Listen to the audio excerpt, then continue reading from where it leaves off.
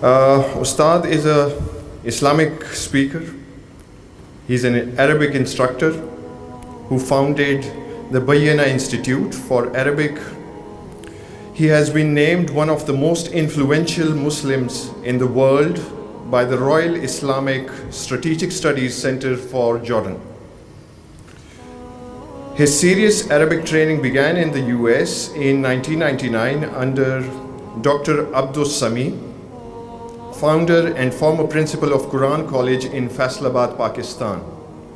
Ustad served as a professor in the college until 2006 when he decided to take Bayyana as a full-time profession. He currently resides in Dallas, Texas, and is focused on teaching his students, developing Arabic curricula and filming material for Bayyana TV. He has studied Quran in different languages that include Spanish, English, Urdu, and Arabic. He has published a list of books. He has been named continuously among the 500 most influential Muslims since 2013 till now.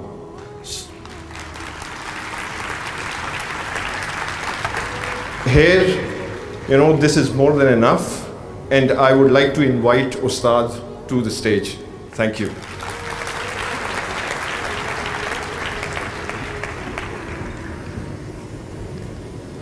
Khawar, Sagay, TikTok.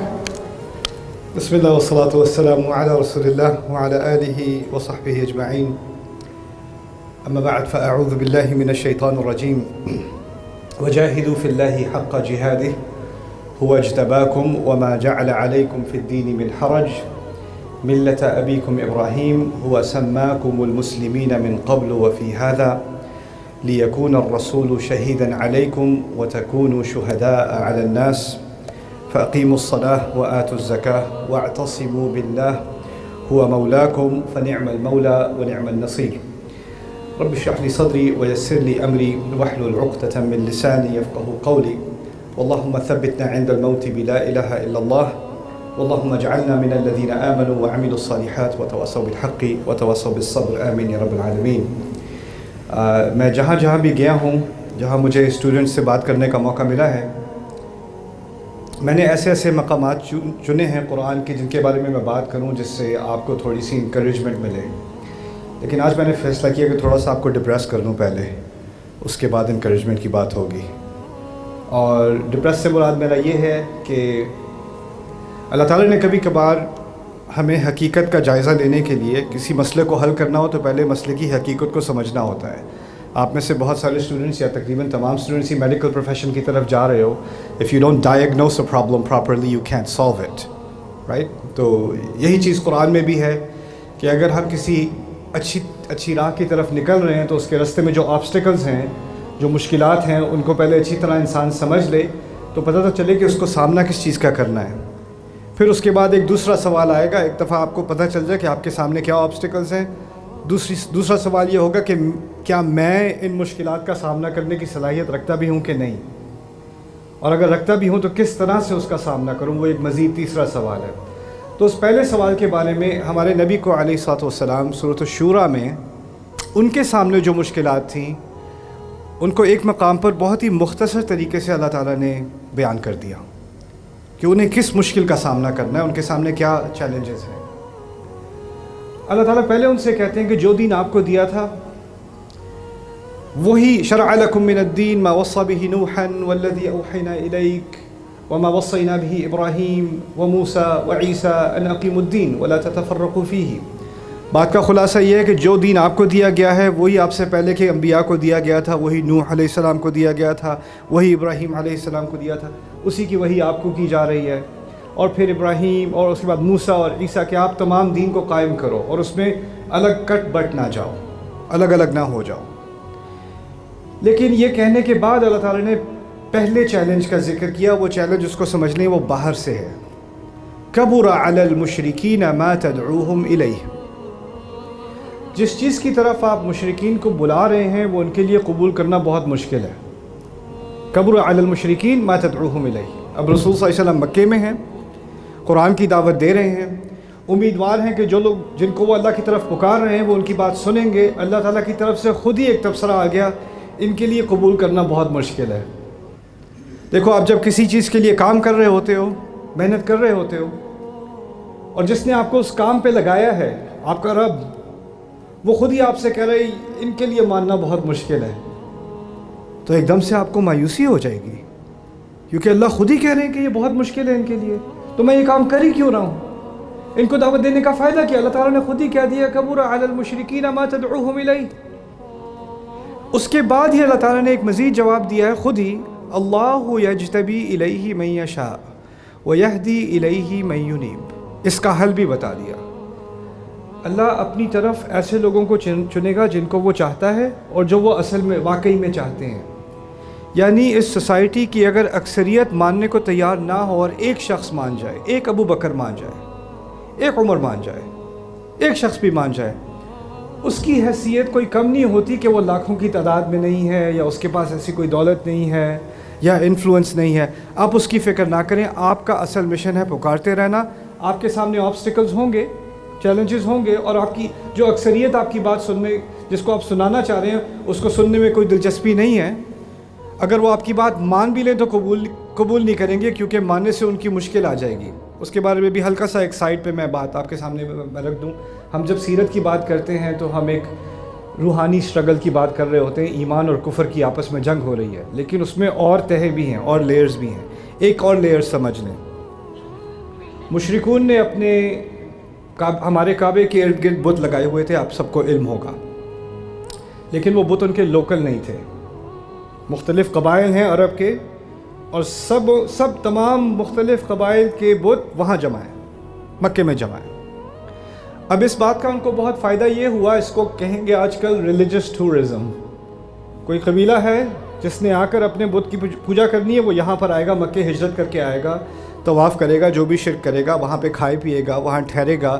اس کی ساری economy کا فائدہ کس کو ہو رہا ہے؟ مکے والوں کو ہو رہا ہے۔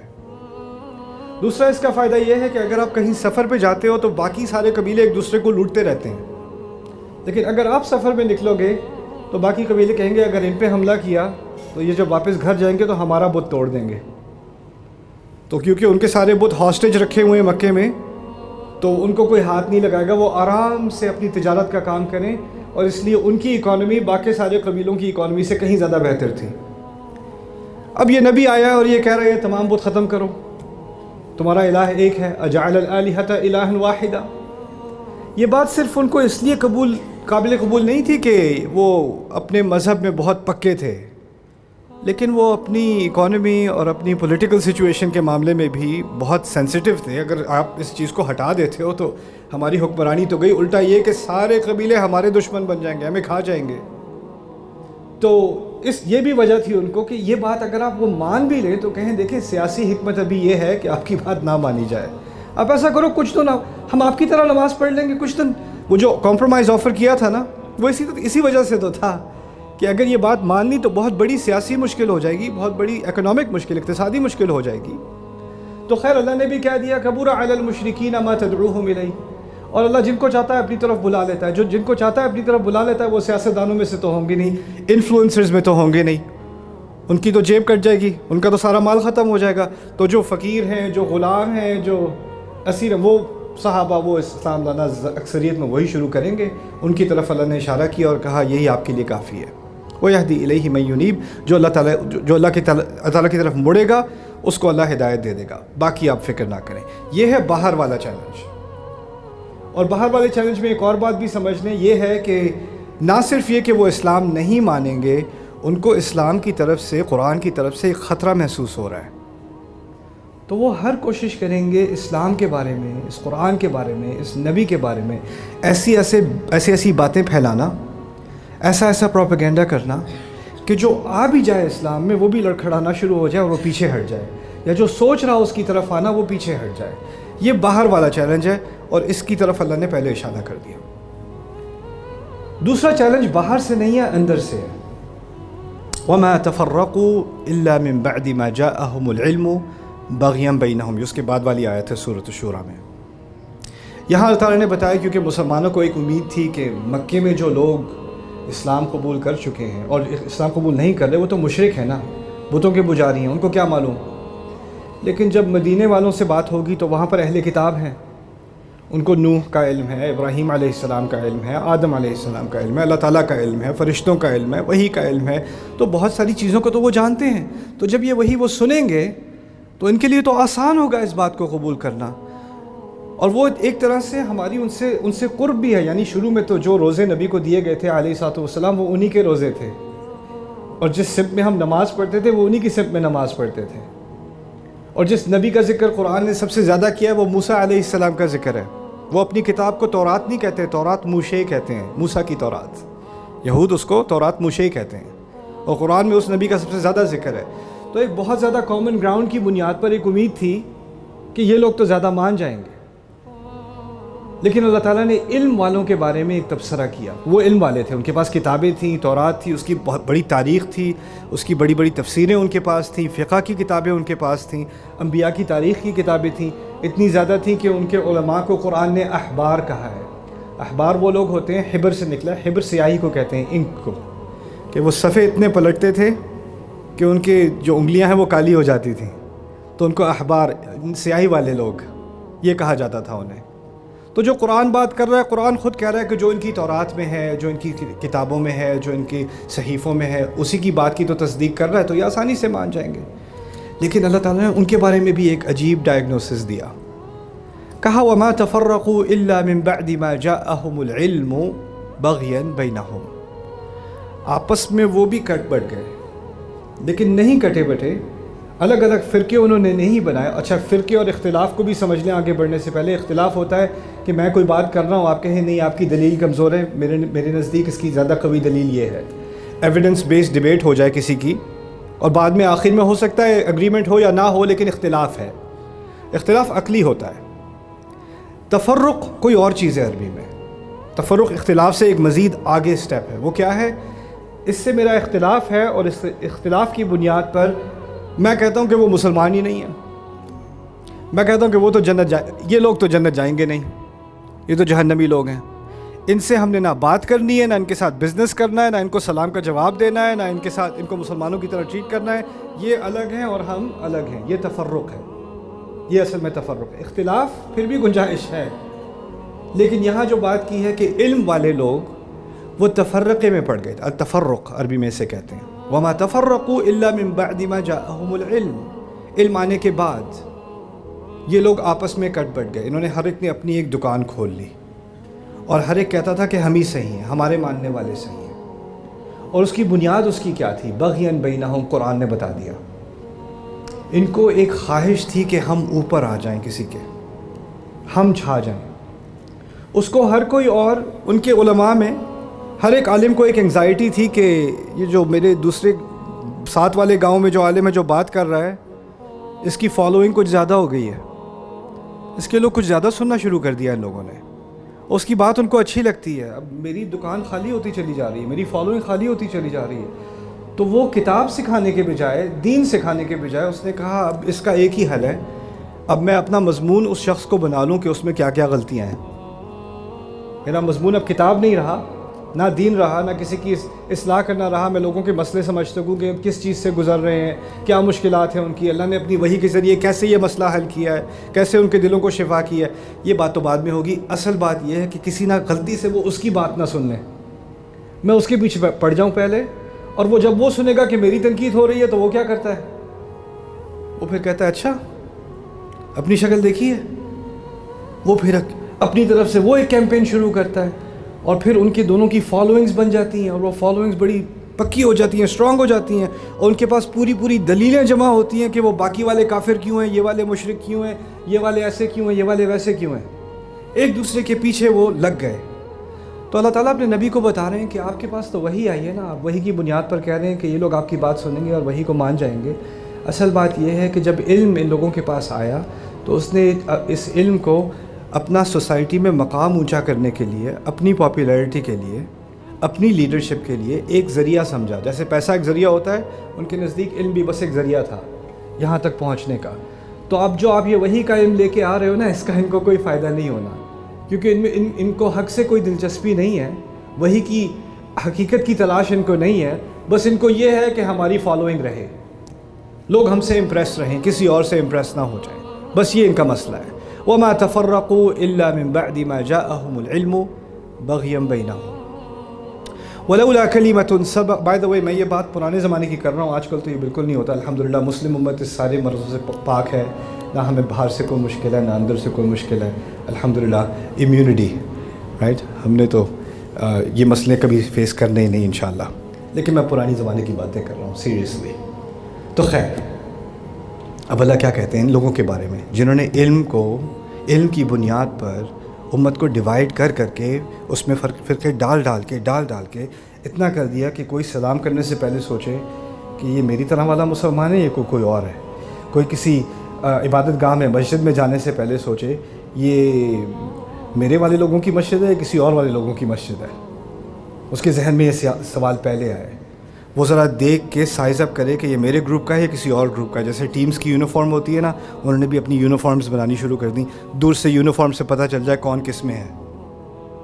اچھا، اللہ تعالیٰ اس چیز کے بارے میں کیا کہتے ہیں؟ وَلَوْلَا كَلِمَةٌ سَبَقَتْ مِن رَبِّكَ إِلَىٰ أَجَلٍ مُّسَمًّى لَقُضِيَ بَيْنَهُمْ۔ اللہ تعالیٰ کی طرف سے اگر کوئی ایسا وقت پہلے سے ہی مقرر نہ کر دیا گیا ہوتا کہ ان کا فیصلہ کر دیا جائے، یعنی اللہ ان کو ابھی ہی ہلاک کر دے، اگر پہلے سے یہ فیصلہ نہ کیا گیا ہوتا کہ ان کو مہلت دی جائے گی اور یہ جو حرکتیں کر رہے ہیں اور یہ فرقے ڈال رہے ہیں ان کو ڈالنے دیے جائیں گے، ایسا نہ ہوتا تو ان کا فیصلہ ابھی حل کر دیا جائے ہوتا، اللہ تعالیٰ کی طرف سے ابھی سے قضا آ جاتی ان کے اوپر۔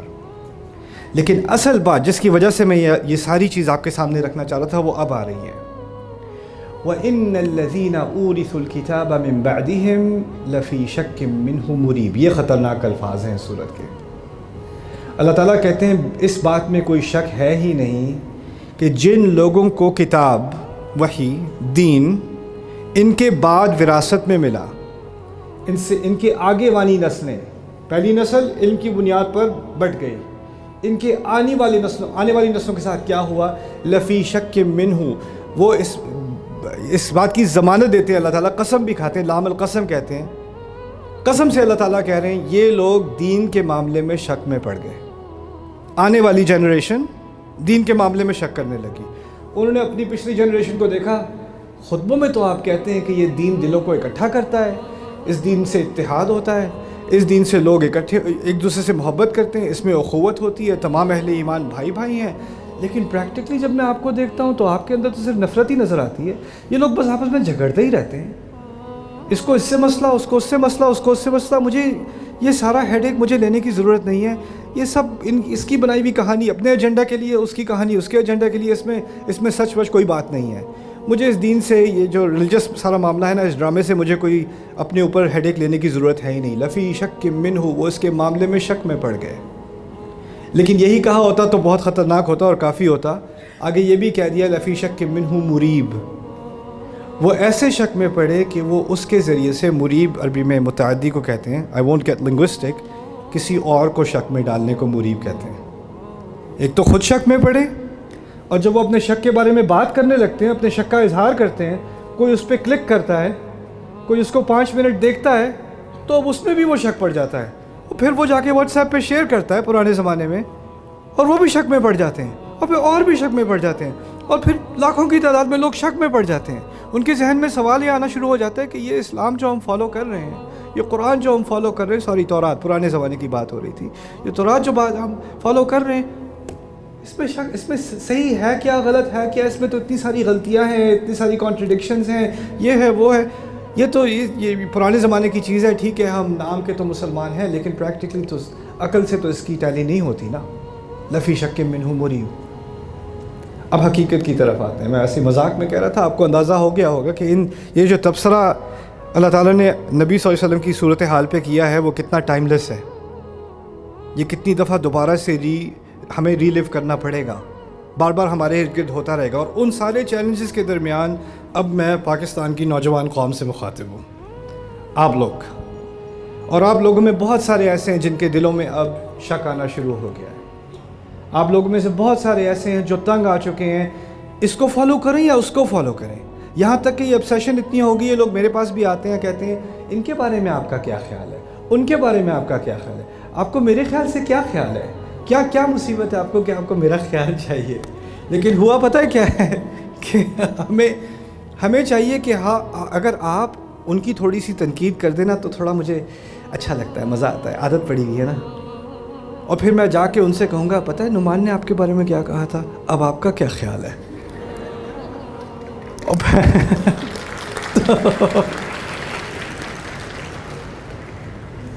اور جب یہ میں دیکھتا ہوں نا کہ ہمیں ایک obsession ہو گئی ہے کہ یہ لوگ بات تو کر رہے ہیں اسلام کی لیکن ان کی باتوں میں کچھ فرق بھی ہے، تو اس فرق کو ذرا آگے سامنے لا کر ان کی ذرا تھوڑی سی UFC کرا دیتے ہیں، تھوڑا سا ادھر ادھر ایک دو مکے ایک دو فائرنگ کر دیں تو ہماری انٹرٹینمنٹ ہو جاتی ہے نا. ہم نے تو اس چیز کو انٹرٹینمنٹ بنا لیا ہے اب، لیکن اس کا اثر کیا ہوتا ہے؟ جو بات آئی تھی آسمانوں سے انسانیت تک پہنچانے کے لیے وہ بات پیچھے رہ گئی، میرا اور اس کا اختلاف جو ہے وہ سامنے آ گیا.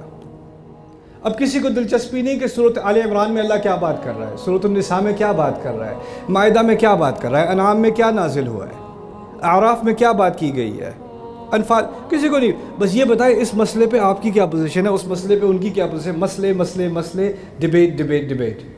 جو کلام اللہ نے دیا تھا وہ پیچھے وہ غائب، ذہنوں سے غائب، ہماری کانشنس سے غائب، کسی کو فکر ہی نہیں، کسی کو خیال بھی نہیں. شاید میں کچھ اگر میں تھوڑا سا قرآن پڑھنے کی کوشش بھی کروں، ہاں پڑھوں تو صحیح، لیکن فالو کس کو کروں؟ جس کو فالو کروں گا پھر وہ جب فالو کرنے لگو تو وہ کہتے ہیں اچھا میں بتاتا ہوں فالو کرنا تمہیں کیسے کرتے ہیں، پہلے اس کو ان فالو کرو پھر مجھے فالو کرنا.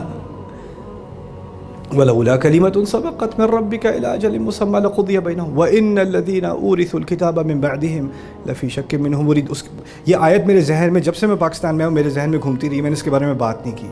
میں بتاتا ہوں کیوں میرے ذہن میں گھومتی رہی ہے. دیکھیے کیونکہ اب شک کا زمانہ تو آ گیا ہے. جو کانٹینٹ جو مواد آپ سوشل میڈیا پہ سب کے سامنے ہے اس میں دین پہ ہر طرح سے حملے ہو رہے ہیں، اور دین کے معاملے میں ہر طرح کے سوال بھی پیدا ہوتے ہیں، لاجیکل سوال پیدا ہوتے ہیں. انسان کے ذہن میں آتے ہیں کہ اس کے بارے میں اسلام کیا کہتا ہے، اس کے بارے میں قرآن کیا کہتا ہے. شک تو آنا شروع ہو جاتا ہے. جب انسان کے پاس شک آتا ہے تو وہ جاتا ہے جس کے پاس زیادہ علم ہو، اور وہ کہتا ہے یہ جو نیو ایتھیزم ہے اس کے بارے میں آپ کیا کہتے ہیں، مجھے سمجھا سکتے ہیں کہ ان کی آرگیومنٹس غلط کیوں ہیں، یا یہ جو اب نئی موومنٹ چلی ہے اس موومنٹ کے بارے میں، اس کی جو فاؤنڈیشنز ہے اس کے بارے میں اسلام کیا کہتا ہے، اور کیسے آپ ثابت کر سکتے ہیں کہ اسلام کی بات صحیح ہے. لیکن جس کا سارا کریئر بنا ہوا ہے کسی اور کو غلط ثابت کرنے میں، اس نے کچھ اور پڑھا ہی نہیں، اس کا ذہن کسی اور طرف گیا ہی نہیں. وہ کہتا ہے نہیں یہ بات چھوڑو، پہلے یہ بتا دوں اس مسجد میں نہ جا کے نماز پڑھ لینا، تم یہ بات سن لو پہلے. تو اب نئی جنریشن کیا، اس کے ذہن میں کیا بات آتی ہے کہ یہ لوگ جو اپنے آپ کو علم والا کہتے ہیں، یہ لوگ جو اسلام والے کہتے ہیں، ان کو تو آج کے مسائل کا کچھ علم ہی نہیں ہے. جو شک میرے دماغ میں آ رہے ہیں، میرے دل میں آ رہے ہیں، جن کے بارے میں پوچھنا چاہ رہا ہوں، ان کا تو کوئی حل ہی نہیں ہے ان کے پاس. ان کو تو علم معلوم ہی نہیں ہے کہ مسئلہ کیا ہے، جواب کیا بتائیں گے، مسئلہ نہیں پتا انہیں.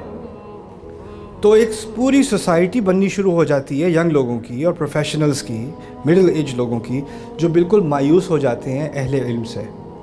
یہ لوگ تو پتہ نہیں کون سے زمانے میں رہ رہے ہیں، ان کو کون سی ڈیبیٹس کا شوق ہے. ان ڈیبیٹس کا مجھ سے کوئی تعلق نہیں ہے، میری زندگی سے کوئی تعلق نہیں ہے. اور پھر اس سے ایک نیا اگلا سٹیپ بھی آتا ہے، اگر ان لوگوں سے میرا کوئی تعلق نہیں ہے تو اس اسلام کا بھی کیا فائدہ ہے میری زندگی میں. ٹھیک ہے میں مسلمان ہوں، میں نماز پڑھ لیتا ہوں، جب امی مجھے دیکھ رہی ہوتی ہیں نماز پڑھ تو پھر کر لیتے ہو، میں نیت کرتا ہوں 4 رکعت نماز امی کی وجہ سے، اللہ اکبر.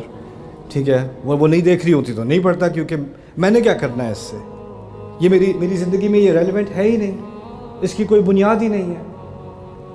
تو یہ جو کرائسس اب آتا ہے نا، اس کرائسس کے اندر آپ لوگ، اللہ تعالیٰ نے فیصلہ کیا کہ آپ لوگ اس کرائسس کے اندر جو باہر سے اسلام پہ حملے ہو رہے ہیں اور اندر سے آپ کو ان سوالوں کے جواب نہیں مل رہے، اس دوران آپ کو پیدا کیا جائے اور اس ماحول میں رکھا جائے اور اس سوسائٹی میں رکھا جائے جو یہاں پر ہے، اور کسی اور کو نہیں چنا، آپ کو چنا.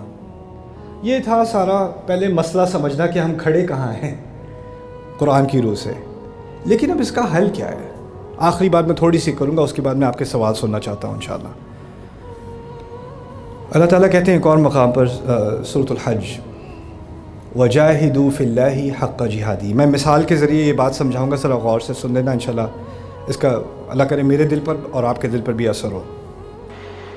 وہ اس طرح ہے کہ اگر کوئی لڑکا جاب انٹرویو کے لیے جاتا ہے اور جاب انٹرویو پہ جا کے اس نے دیکھا کہ ایک اوپننگ ہے، وہ کمپنی میں گیا، اس کا کوئی خاص ایکسپیرینس وغیرہ نہیں، پہلے سال یونیورسٹی میں پڑھا ہے لیکن سوچا یونیورسٹی میں پڑھی رہا ہوں جاب بھی کر لوں ساتھ ساتھ.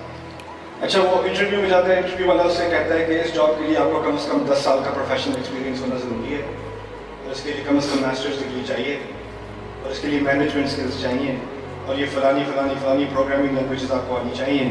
یہ پوری ریکوائرمنٹس اس کو بتا رہا ہے, اور پہلی ریکوائرمنٹ کے بعد ہی بچہ بیٹھا ہوا ہے کہ یار میں جلدی سے نکل جاؤں بےزتی ہونے سے پہلے, کیونکہ اس کو پتا ہے وہ تو پہلے سال کا اسٹوڈنٹ ہے, نہ اس کے پاس ایکسپیرینس ہے, نہ اس کے پاس یہ کوالیفیکیشنز ہیں, نہ اس کے پاس یہ ایجوکیشن ہے, یہ غلطی سے کہاں انٹرویو میں آ کے بیٹھ گیا. اور اس کو مزید حیرت اس وقت ہوتی ہے ساری ریکوائرمنٹس بتانے کے بعد اور اس کا ریزیومے دیکھنے کے بعد انٹرویور سے کہتے ہیں مبارک ہو جی آپ کل سے جاب شروع کریں. اس کو ایک شوق سا لگتا ہے کہ میں تو اس کے لائق ہی نہیں ہوں, مجھے کیوں یہ جاب دی جا رہی ہے. تو جو اس کو ہائر کر رہا ہوتا ہے وہ اس سے کہتا ہے دیکھو مجھے پتا ہے تم ابھی دیکھ رہے ہو اپنے آپ کو اور تمہیں لگتا ہے کہ تم اس میں سے کچھ نہیں جانتے, تمہیں کچھ نہیں معلوم, لیکن میں ہائرنگ بہت عرصے سے کر رہا ہوں. مجھے تمہارے اندر وہ چیز نظر آتی ہے جو تمہیں خود اپنے اندر بھی نظر نہیں آتی. وہ اپنی ایکسپیرینس کی بنیاد پر اس نے اس کو ہائر کیا ہے. یہاں تک کہ وہ نوجوان لڑکا یا لڑکی ابھی اپنے اندر بھی وہ پوٹینشیل نہیں دیکھتے, اس کو اپنے اندر شک ہے کہ میں یہ کر بھی سکتا ہوں کہ نہیں. اللہ تعالیٰ نے ایک بہت ہی عظیم جاب لگائی ہے سورۃ الحج میں, وَجَاهِدُوا فِي اللَّهِ حَقَّ جِهَادِهِ. اس کو ان الفاظ کو سمجھ لیں. اللہ کی راہ میں ایسے کوشش کرو, ایسے جہاد کرو جیسے کہ کوشش کرنے کا حق ہے. مشکل سوال یہ ہے, ہم میں سے کسی نے کبھی ایسی نماز نہیں پڑھی جیسے نماز پڑھنے کا حق ہوتا ہے. ہم نے کبھی اللہ کا ایسا شکر نہیں کیا کہ شکر کا حق ادا ہو جائے. ہم نے کبھی ایسا ذکر نہیں کیا کہ ذکر کا حق ادا ہو جائے. کسی نے کبھی کوئی ایسا حج نہیں کیا کہ حج کا حق ادا ہو جائے. ہر چیز میں خامی ہوتی ہے. یہاں تک کہ ابراہیم علیہ السلام جب کعبے کی تعمیر کر رہے تھے تو کعبے کی تعمیر کرنے کے بعد جو دعا انہوں نے کی ہے اس دعا میں بھی کہا ہے وَتُبْ عَلَيْنَا, ہماری توبہ قبول کر لے. یعنی اس میں بھی خامیاں ہوں گی. انسان کو پتہ ہے کہ اس کا کوئی کام بغیر خامی کے ہو ہی نہیں سکتا. کیسے حق ادا کریں اللہ تعالیٰ کی راہ میں کوشش کا. میں تو اس سے بہت ہی انکوالیفائڈ ہوں, انکوالیفائڈ سے زیادہ انکوالیفائڈ, ناممکن کام ہے. اس کے بارے میں اللہ تعالیٰ نے میرے بارے میں اور آپ کے بارے میں جو الفاظ استعمال کیے ہیں وہ اپنے دل کے اندر تک لے جائیں. اگر اور کچھ بات آج یاد نہ رہے بس یہ بات یاد رہ جائے آپ کو, هُوَ اجْتَبَاكُمْ, اس نے تم سب کو چنا ہے. اور چننے کے لیے عربی میں 3 الفاظ ہوتے ہیں, اجتباء, اختیار اور اجتباء. یہاں اور اختیار اور استفاء اور اجتباء. یہاں اجتباء کا لفظ استعمال کیا. اس کو سمجھنے کہ کیسے چنا ہے. چوائس بھی مختلف طرح کی ہوتی ہے. اگر میں اسٹور میں جاتا ہوں, کہتا ہوں میرا چاکلیٹ کھانے کا دل چاہ رہا ہے, کٹ کیٹ رکھی ہوئی ہے, ٹوکس رکھی ہوئی ہے, سنیکرز رکھی, میں نے سنیکرز اٹھا لی. اور مجھ سے پوچھے کوئی آپ نے سنیکرز کیوں لی, کٹ کیٹ کیوں نہیں لی, میری چوائس ہے, مجھے یہ اچھی لگتی ہے, میں کیا ہے اس میں کوئی لاجیکل ایکسپلینیشن تو ہے نہیں, مجھے اس کا ٹیسٹ بس میری اپنی پرسنل چوائس ہے. آپ اسٹور میں جاتے ہو, ایک نیلے رنگ کی شرٹ ہے, ایک سفید رنگ کی شرٹ ہے, آپ نے نیلی والی چوز کر لی, بلو کیوں لی, وائٹ کیوں نہیں لی, مجھے بلو پسند ہے, کیا تکلیف ہے تمہیں. نہیں اس کی سائنٹیفک ایکسپلینیشن بتایا آپ نے بلو کیوں چوز کی, نہیں اس کی کوئی سائنٹیفک ایکسپلینیشن ہے, وہ یہ ہے کہ مجھے بلو پسند ہے, بس اسے استفاء کہتے ہیں. لیکن جب آپ گھر میں کوئی اسکرو جو ہے وہ ہلکا ہو گیا ہو نا, لوز ہو گیا ہو, ڈھیلا ہو گیا, اس کو ٹائٹ کرنا ہے, تو اس کے لیے آپ کو صحیح طرح کا ٹول لا کر اس کو ٹائٹ کرنا پڑتا ہے. آپ ہتھوڑے سے نہیں کر سکتے, آپ چاقو سے نہیں کر سکتے. جب آپ صحیح چیز کا اختیار کرتے ہو ایک خاص کام کے لیے, اس کو اجتباء کہا جاتا ہے. آپ کی کمپنی میں اگر آپ نے اکاؤنٹنٹ ہائر کرنا ہے تو آپ کسان کو ہائر نہیں کرو گے, اکاؤنٹنٹ کو ہائر کرو گے, صحیح والے اکاؤنٹنٹ کو. اس کو اجتباء کہا جاتا ہے. The right man for the right job, the right tool for the right job. صحیح کام کے لیے صحیح اختیار, اس کو اجتباء کہتے ہیں. اللہ تعالیٰ یہاں کہہ رہے ہیں کہ کام تو بہت بڑا ہے کہ تم نے میری راہ میں کوشش کرنی ہے. سارے آبسٹیکلز ہیں, باہر والے بھی ہیں, اندر والے بھی ہیں.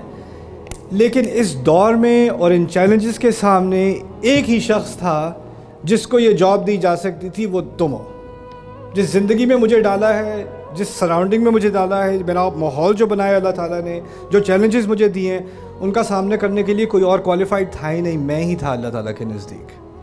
مجھے ہی چنا گیا, آپ کو ہی چنا گیا, کسی اور کو نہیں. هو اجتباکم.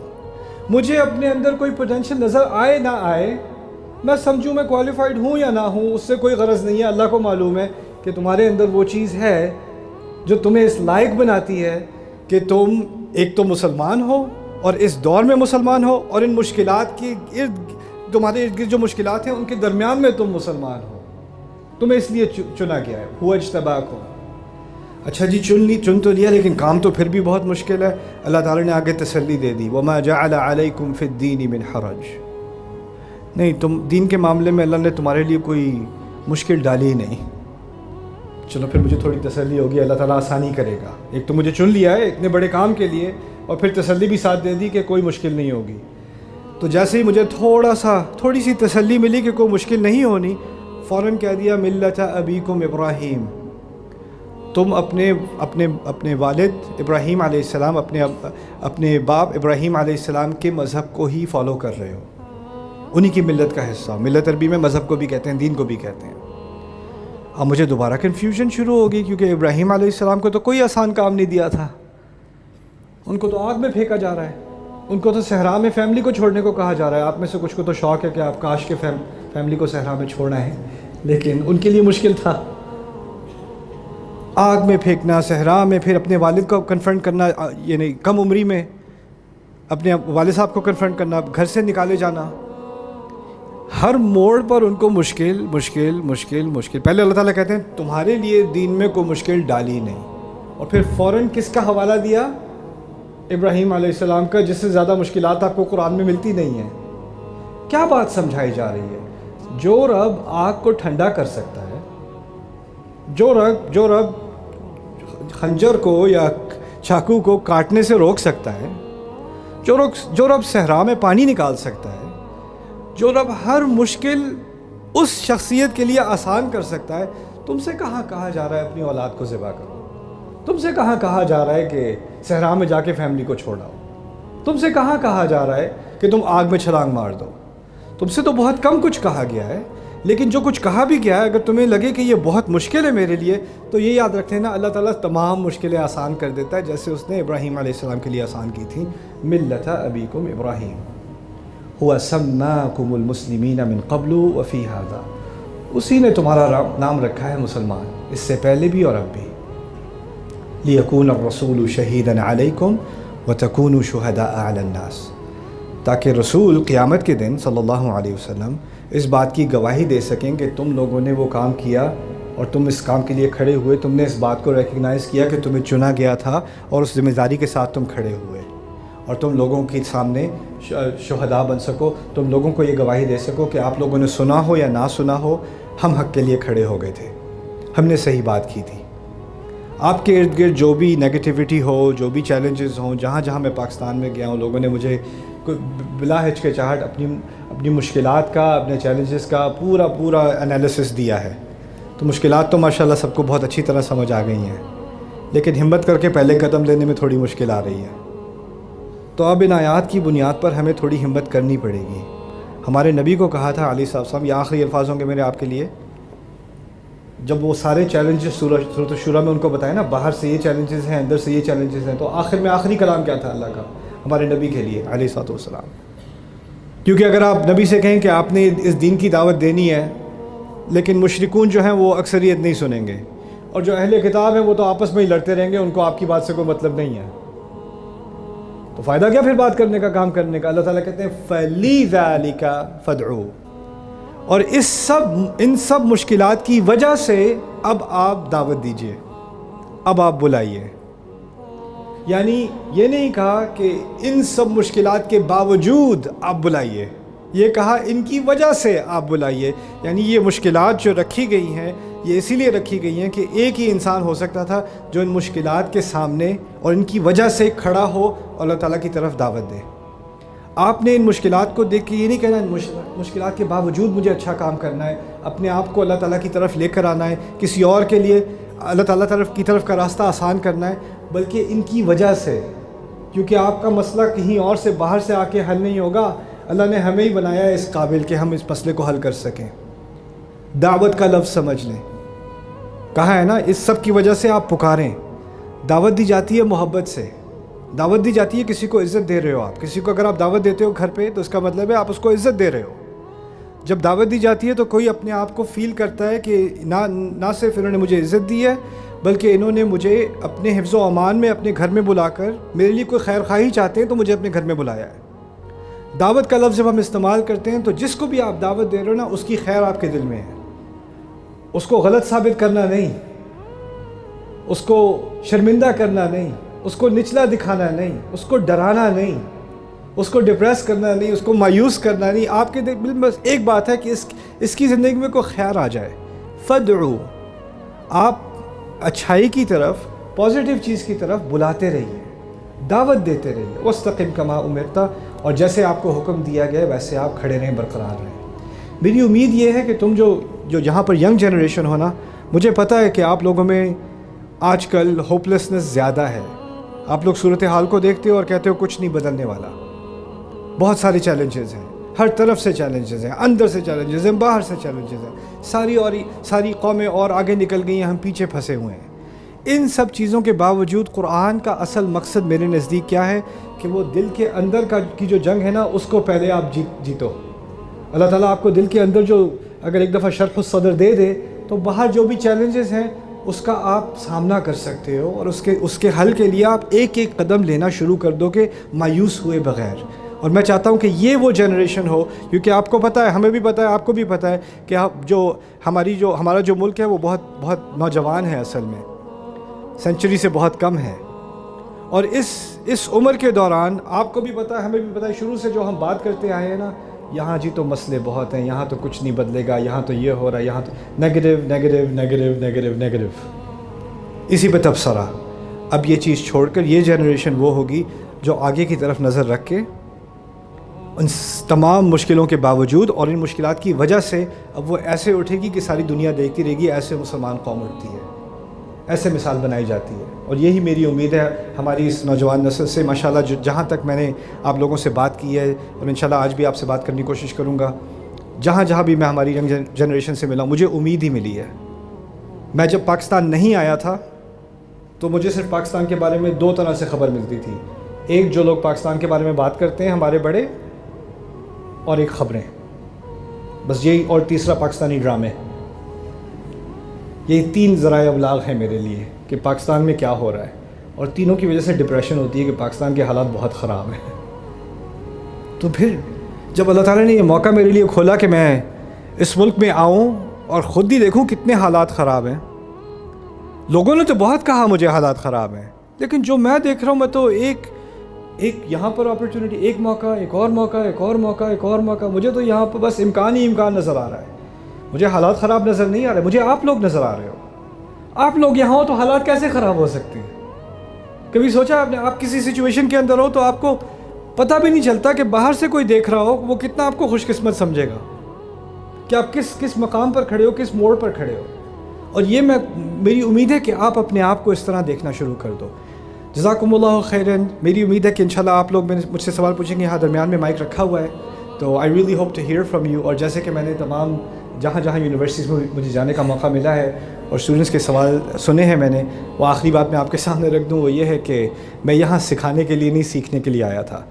میں چاہتا ہوں کہ آپ کے سوالوں کے ذریعے میں بھی کچھ سیکھ سکوں، مجھے بھی پتہ چلے کہ ان چیزوں پہ مجھے فوکس کرنا ہے، اور اللہ تعالیٰ ہم سب کے دلوں کو قرآن کی طرف لائے اور ہم ان چیلنجز کا سامنا کرنے کی ہمت دے۔ جزاکم اللہ خیراً۔ السلام علیکم ورحمۃ اللہ تعالیٰ وبرکاتہ۔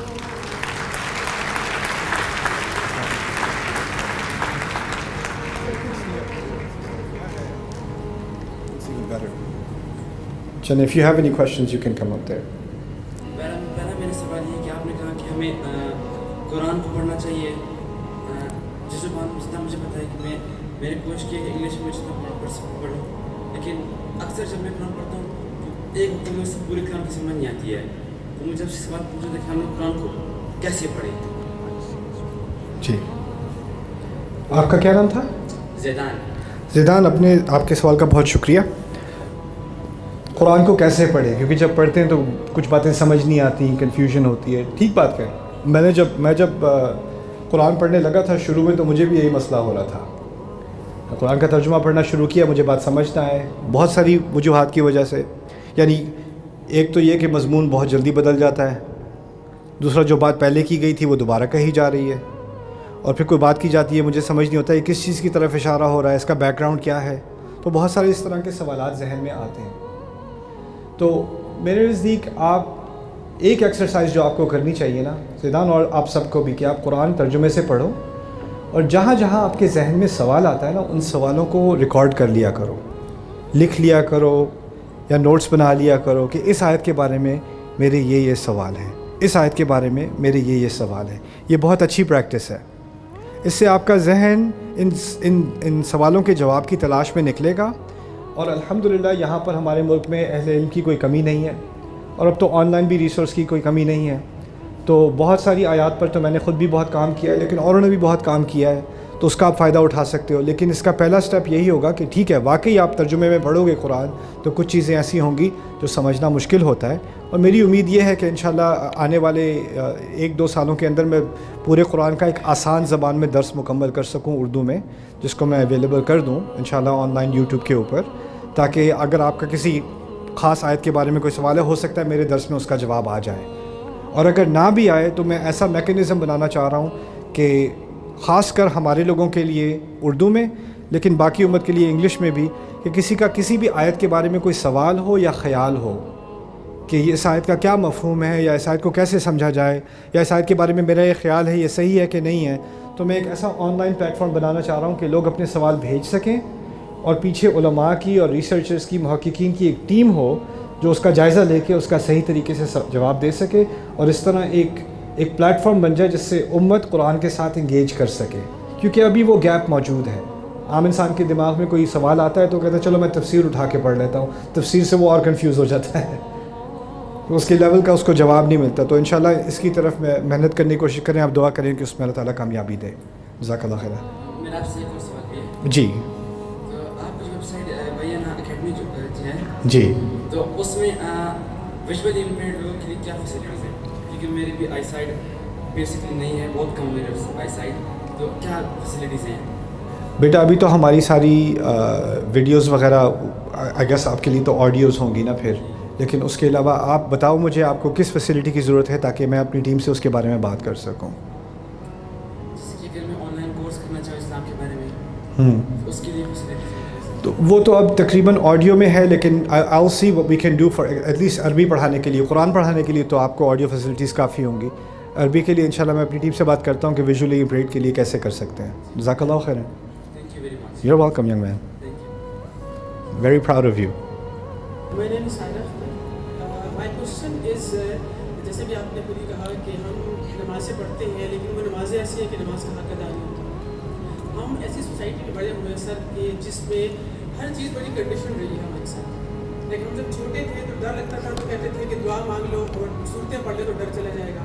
پھر بڑے ہو گئے تو اچھے مارکس کے لیے نماز کے لیے دعا کر لو. تو وہ تعلق جو ہمارا اللہ تعالیٰ کے ساتھ ہے وہ بڑا کنڈیشن سا ہے. لائک جو چیز مجھے چاہیے ہوتی ہے تو کہتے ہیں ہر چیز اللہ سے مانگو.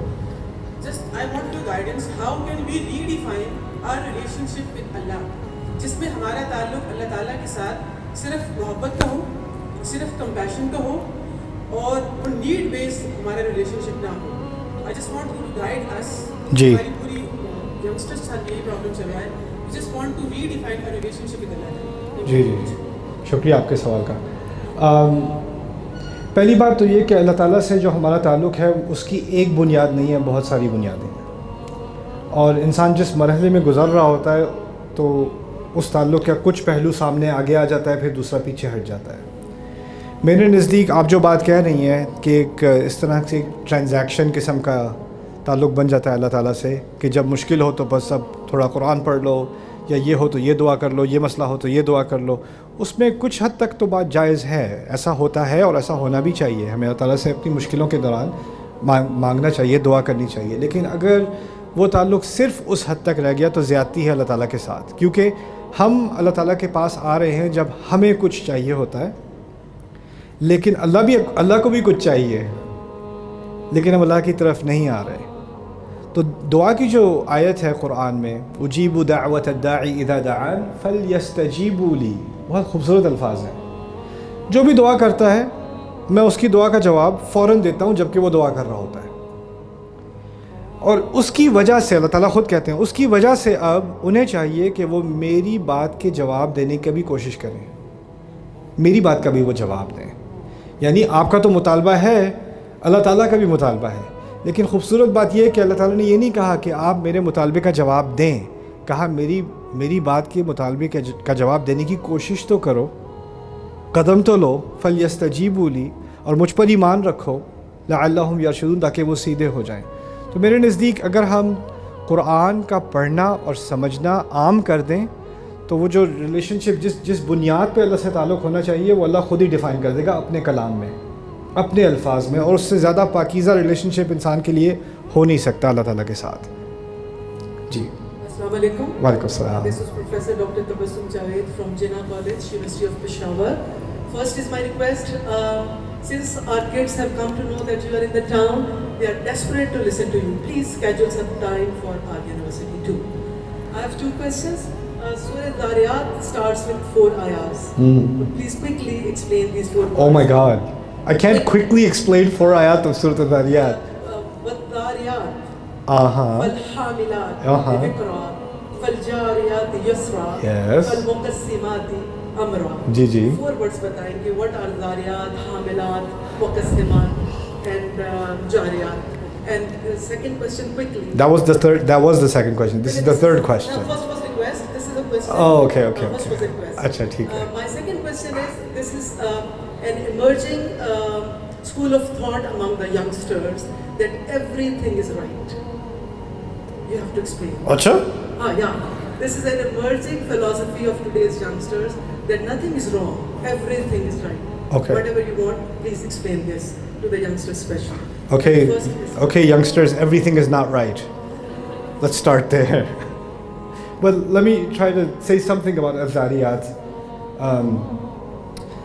علماء have different opinions. ان کے مختلف اقوال ہیں داریات کے بارے میں. پہلی آیت آندھیوں کے بارے میں، دوسری آیت فرشتوں کے بارے میں، تیسری آیت بادلوں کے بارے میں، اور کشتیوں کے بارے میں. لیکن اس مضمون پہ تحقیق کرنے کے بعد جس پہ ہماری ٹیم کو زیادہ اطمینان ہوا کہ یہ چاروں کی چاروں آیات آندھیوں کے بارے میں ہیں. اللہ تعالیٰ آندھیوں کے ذریعے سے وَالذَّارِيَاتِ ذَرْوًا، جو اٹھانے والی، جو دور تک اٹھا کر پھینکتی ہیں، وَالذَّارِيَاتِ ذَرْوًا یعنی گرد و غبار. جب ہم اس آیت کا مطالعہ کر رہے تھے تو مجھے اندازہ نہیں تھا کتنی دور تک پھینکتی ہیں. کیا تفسیر ہے وَالذَّارِيَاتِ ذَرْوًا کی؟ آپ کو معلوم نہیں ہوگا کہ سہارن افریقہ، اس صحرا کی ریت فلوریڈا میں جا کے گرتی ہے، کوسٹ پہ میامی کے. اتنی دور تک آندھیاں ریت کو لے کر جاتی ہیں. فَالْحَامِلَاتِ وِقْرًا جو بہت بھاری بھاری بوجھ اٹھائے ہوئے ہیں. یہ ہوائیں بادل اٹھائے ہوئے ہیں، پالن اٹھائے ہوئے ہیں، ڈسٹ اٹھائے ہوئے ہیں، والکینک ایش اٹھائے ہوئے ہیں، یہاں تک کہ پوری کلائمیٹ چینج اٹھائے ہوئے ہیں اپنے ساتھ، ٹیمپریچر کنٹرول اٹھائے ہوئے ہیں، ایٹماسفیئر اٹھائے ہوئے ہیں. اتنی یعنی اس دنیا کا جو سارا نظام ہے نا، وہ ان 2 آیات میں بھی آپ سمجھ لیں. اور فَالْجَارِيَاتِ يُسْرًا جو ہوائیں آسانی سے چلتی ہیں، جن کی وجہ سے آج تک جو دنیا میں ٹریڈ ہو رہا ہے، جو کپڑے آپ نے پہنے ہوئے ہیں ابھی، یا جو فون آپ کے ہاتھ میں ہے، یا جو جوتے آپ نے پہنے ہوئے ہیں، جو مٹیریل آپ کے گھر کی کنسٹرکشن میں لگا ہے، وہ زیادہ امکان ہے کہ اس میں سے بہت ساری چیزیں سمندر کے ذریعے آپ کے ساحل تک پہنچی ہیں اور کسی طرح آپ کے گھر تک اور آپ کی دکانوں تک اور آپ کی پلیٹ تک ڈیلیور ہوئی ہیں. اور وہ سارا سسٹم نہیں چل سکتا تھا اگر ہوائیں فیوریبل نہ ہوں. فَالْجَارِيَاتِ يُسْرًا کے اندر بہت عظیم حقیقت جو ہے اس کے اندر مضمر ہے کہ ہماری زندگی کی بہت ساری آسانیاں ممکن ہی نہ ہوتی اگر پانی کے ذریعے سفر نہ ہوتا، اور پانی کے ذریعے سفر ممکن ہے ہی نہیں ہواؤں کے بغیر. فَالْجَارِيَاتِ يُسْرًا فَالْمُقَسِّمَاتِ أَمْرًا. اور اللہ تعالیٰ نے کیا کیا ہے کہ ان ہواؤں کو، ان کے ذریعے اللہ تعالیٰ نے رزق کو ہر جگہ پھیلایا ہوا ہے، ڈیوائڈ کیا ہوا ہے. اس کا فیصلہ ہوتا ہے یہاں بارش ہونی ہے، یہاں نہیں ہونی، یہاں پہ ڈراؤٹ آ جانا ہے، یہاں پر طوفان آنا ہے. اور آپ کو اندازہ نہیں ہوگا کہ شاید جہاں پر ہلکی ہوا چل رہی ہوتی ہے نا، اس کی وجہ سے جو کسی اور جگہ ایٹماسفیرک پریشر بڑھتا ہے اور وہاں طوفان آ رہا ہوتا ہے. کہیں طوفان ہے اور اس طوفان کی وجہ سے کہیں اور آسانی ہے، اور کہیں آسانی ہے، اس آسانی کی وجہ سے کہیں اور طوفان ہے. یہ اللہ تعالیٰ کی تقسیم ہے. والمقسمات امرا. اور اس سب کو بیان کرنے کے بعد مقصد کیا تھا ان 4 آیات کا؟ یہ بتانا کہ جس چیز کا تم سے وعدہ کیا جا رہا ہے، انما توعدون لصادق وان الدین لواقع، اس کا ان سے کیا تعلق ہے؟ تعلق یہ بنایا جا رہا ہے کہ ہم آسمان سے آنے والے فیصلے پر پوری طرح ڈیپینڈنٹ ہیں اس پلینٹ کے اوپر. ہواؤں کے بغیر ہم ختم ہیں. ہمارا رزق، ہماری سسٹیننس، ہمارا سروائیول، ان 4 آیات میں اللہ تعالیٰ نے ڈیفائن کر دیا کہ کیا کیا ہو رہا ہے تمہارے اوپر، اور پھر کہا ہے جو فیصلہ آنے والا ہے، جس چیز کا تمہیں وعدہ کیا جا رہا ہے وہ بھی آسمان سے ہی آنا ہے، اور جس طرح یہ حق ہے وہ بھی حق ہے، انما توعدون لصادق۔ چلو بریفلی آپ کو یہ بات سمجھا دیں۔ ہم آج کل کے زمانے میں گاسپس بہت زیادہ ہوتی ہے، اور ان گاسپس میں سب سے زیادہ مین فیکٹر جو ہے وہ غیبت کا ہوتا ہے۔ جی سو واٹ اف اگر ہم اس ٹائم اسٹاپ تو ہو جائیں، ان دا فیوچر ہم لوگ وہ نہیں کریں گے ایسی باتیں، لیکن جو ہم آلریڈی کر چکے ہیں تو اس کو ہم کیسے ریکٹیفائی کر سکتے ہیں؟ Like for example I mean to say کہ جس کی ہم غیبت کر چکے ہیں، از اٹ نیسیسری کہ ہم ان سے جا کے خود پرسنلی معافی مانگیں، اور از اٹ ناٹ؟ اور دوسرا کوشچن میرا یہ ہے کہ how to purify our souls and heart, کہ ہم ریاکاری اور منافقت سے کیسے بچ سکتے ہیں آج کل کے زمانے میں؟ اوکے، غیبت کے معاملے میں توبہ کرنا میرے نزدیک اس کے لیے لازمی نہیں ہے کہ جس کی آپ نے غیبت کی تھی اس کے بعد جا کے آپ کہیں کہ ویسے میں آپ کو جانتا نہیں ہوں لیکن میں نے آپ کے بارے میں یہ گالیاں کہی تھیں اور اتنی دفعہ کہیں تھی، تو میں ریپیٹ کر دوں تاکہ آپ کو کلیئر ہو جائے کہ میں کیا سوچتا تھا آپ کے بارے میں، لیکن اب میں نہیں سوچتا، اللہ مجھے معاف کرے۔ السلام علیکم۔ میرا نہیں خیال کہ اس کی کوئی ضرورت ہے، آپ اللہ تعالیٰ سے توبہ کریں اور بس دل کو صاف کر لیں اپنے، دیٹس انف، ٹھیک ہے؟ تو جو چیز جو انسان کی کوتاہی اللہ نے نہیں کھولی ہوتی نا، اس کو خود کھولنے کی کوئی ضرورت نہیں ہوتی، اللہ جانتا ہے میرے دل کا عیب، جو غلطی میں نے کی ہے۔ ریاکاری کے بارے میں یہ بتا دوں کہ آپ کیونکہ you are all and I are victims of the social media web, اور اس جال کے اندر ایک ہائپر کمپیریسن کلچر بن چکا ہے، اور ہائپر کمپیریسن میں ہر ایک کو اپنے آپ کو آگے دکھانا ہوتا ہے، رائٹ؟ اس کا سارا الگوریدم یہ ہے کہ آپ اور لوگوں کو دیکھیں کہ انہوں نے کیسی تصویر لی، انہوں نے کیسے فلٹر یوز کیے، انہوں نے کہاں کس بیک گراؤنڈ کے سامنے جو ہے اپنی پوسٹ بنائی، انہوں نے کس چیز کے ساتھ اس کی زیادہ انگیجمنٹ ہوئی، وہ فلانا بھی انفلوئنسر بن گیا، وہ بھی انفلوئنسر بن گیا۔ اب ہر ایک کی دنیا کا زندگی کا مقصد بن چکا ہے میں نے انفلوئنسر بننا ہے، یو نو۔ اور کس چیز کا انفلوئنس کرو گے؟ انفلوئنس کا انفلوئنس کروں گا، پتہ نہیں کہ کیا میں چکن بنانے کا انفلوئنس کرنا ہے میں نے، یو نو۔ تو میں نے اپنے فیوریٹ کلرز کا انفلوئنس کرنا ہے، یعنی بے مقصد چیزوں کو بامقصد بنا دیا ہے ہم نے اب، اور اس کو بہت آگے تک بات لے گئے ہیں۔ یہ بات ہمیں سمجھنے کی ضرورت ہے کہ جو لوگ امریکہ میں کسینوز میں، لاس ویگس کے کسینوز میں جو بیہیویئر اینالسٹ تھے، جو اسٹڈی کرتے تھے کہ کوئی جوا کھیلنے آئے نا، سلاٹ مشین پر آ کر بیٹھے، تو کیسے ہم کریں کہ وہ 8 10 15 16 گھنٹے بیٹھا رہے، اٹھے نا، اس کو ایڈکٹیو کیسے بنایا جائے۔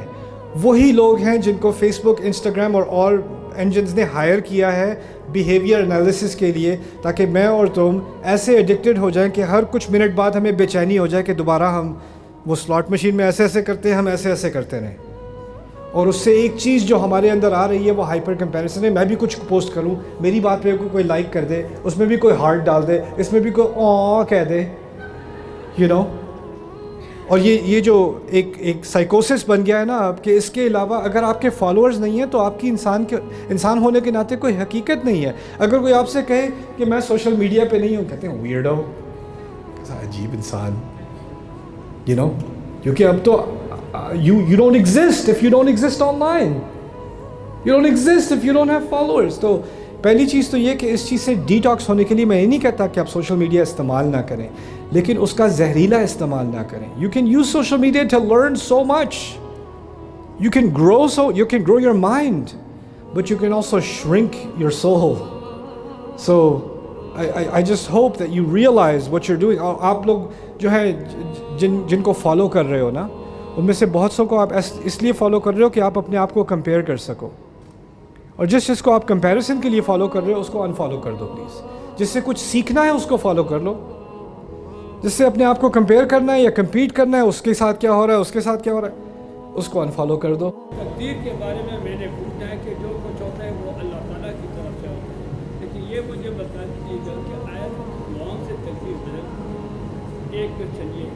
دوسرا یہ ہے کہ ہم سب ہمارا ایمان ہے کہ ایک دن ہم نے اس دنیا سے جانا ہے، اور ہمارا خاتمہ ایمان کے ساتھ۔ جب ہم فوت ہو گئے ہیں، مٹیوں لاکھوں مٹی قبر میں ڈالی جاتی ہے، اللہ ہم سب نے آسان کر دے۔ اس وقت دوبارہ انسان سینس میں آ جاتا ہے، لیکن دوبارہ اس میں روح آ جاتا ہے جو انکیر منکر کو جواب دیتا ہے۔ یہ تو منکر نکیر کے بارے میں مستند احادیث ہیں، اور اس پر ہمارا ایمان ہے کہ قبر میں سوال پوچھا جائے گا.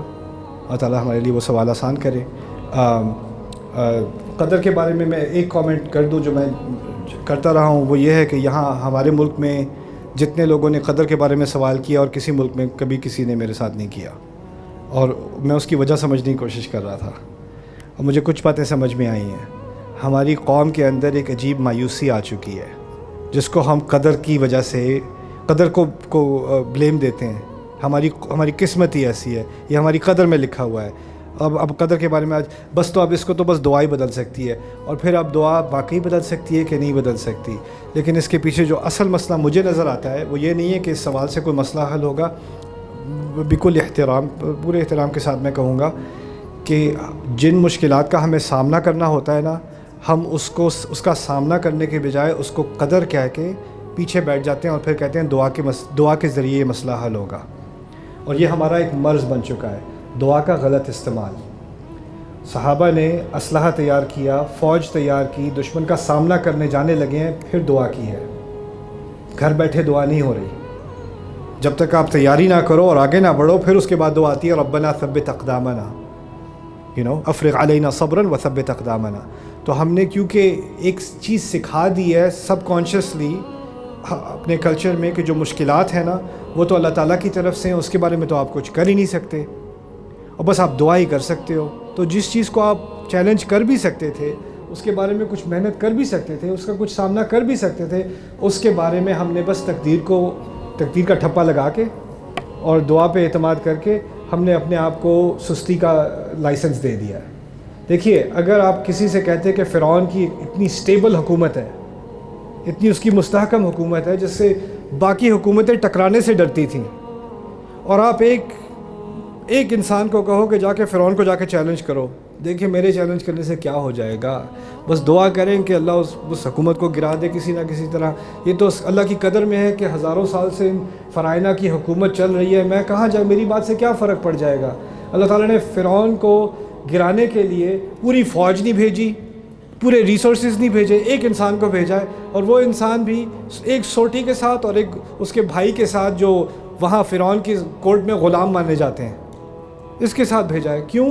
اللہ تعالیٰ کچھ بات سکھا رہے ہیں. آپ کے سامنے فرعون اور اس کی سپر پاور بھی کھڑی ہو تو آپ یہ نہ کہو یہ تو قدرت کا نظام ہے جی, ہم کیا کر سکتے ہیں. پہلے تو جاؤ, سامنا تو کرو, اور سامنا کرتے سے پہلے دعا, کون سی دعا سکھائی ہے؟ رب اشرح لی صدری ویسر لی امری, میرے دل کو, میرے سینے کو کھول دے اور میرا کام میرے لیے آسان کر دے. آپ کے سامنے بڑی سے بڑی مشکل فرعون سے بڑی مشکل نہیں ہو سکتی, اور اس مشکل کا سامنا کرنے کے لیے میرے رب نے یہ دعا سکھائی ہے. اگر دعا کے بارے میں واقعی سوال کرنا ہے تو میں تو کہتا ہوں ہم سب کو یہ دعا سیکھنی چاہیے, رب اشرح لی صدری ویسر لی امری واحلل عقدۃ من لسانی یفقہوا قولی. تو ہمیں پتہ چلے کہ ہم مشکلات کا سامنا کیسا کریں. اسی لیے میں کہتا ہوں کہ اگر ہم قرآن کی طرف واپس آ جائیں نا, اور قرآن سے ہم واقعی نصیحت لینا شروع کر دیں, ہمارا تمام حقیقت کے بارے میں نظریہ بدلنا شروع ہو جائے گا انشاءاللہ. جی, السلام علیکم. وعلیکم السلام. My name is Hassan and I am a medical student over here. I just wanted to know what actual spiritualism is in Islam. Like I've heard in Urdu it's called tasawwuf or ruhaniyat, and I'm not quite sure what it actually is. One day you will find out. But I will tell you when. Okay. Finish Baqarah with contemplation. Yes. Finish Fatiha, then finish Baqarah with contemplation. And I will tell you, all of you, something. آپ لوگوں کے بہت سارے سوال ہیں, and I love that. لیکن ایک بات آپ غور سے سن لو, اگر آپ نے واقعی دین سمجھنا ہے نا, اور اپنے بڑے بڑے سوالوں کا آپ کو جواب چاہیے, تو میں آپ سب کو ایک نصیحت کرتا ہوں, یہ نصیحت دل پہ لے لو. جو بھی آپ کے سوال ہیں نا, وہ جمع کر کے ایک دراز میں ڈال کے اس دراز کو تالا لگا دو, اور پھر قرآن کھولو. قرآن کو اس لیے نہیں کھولنا کہ آپ کو اپنے سوالوں کا جواب چاہیے.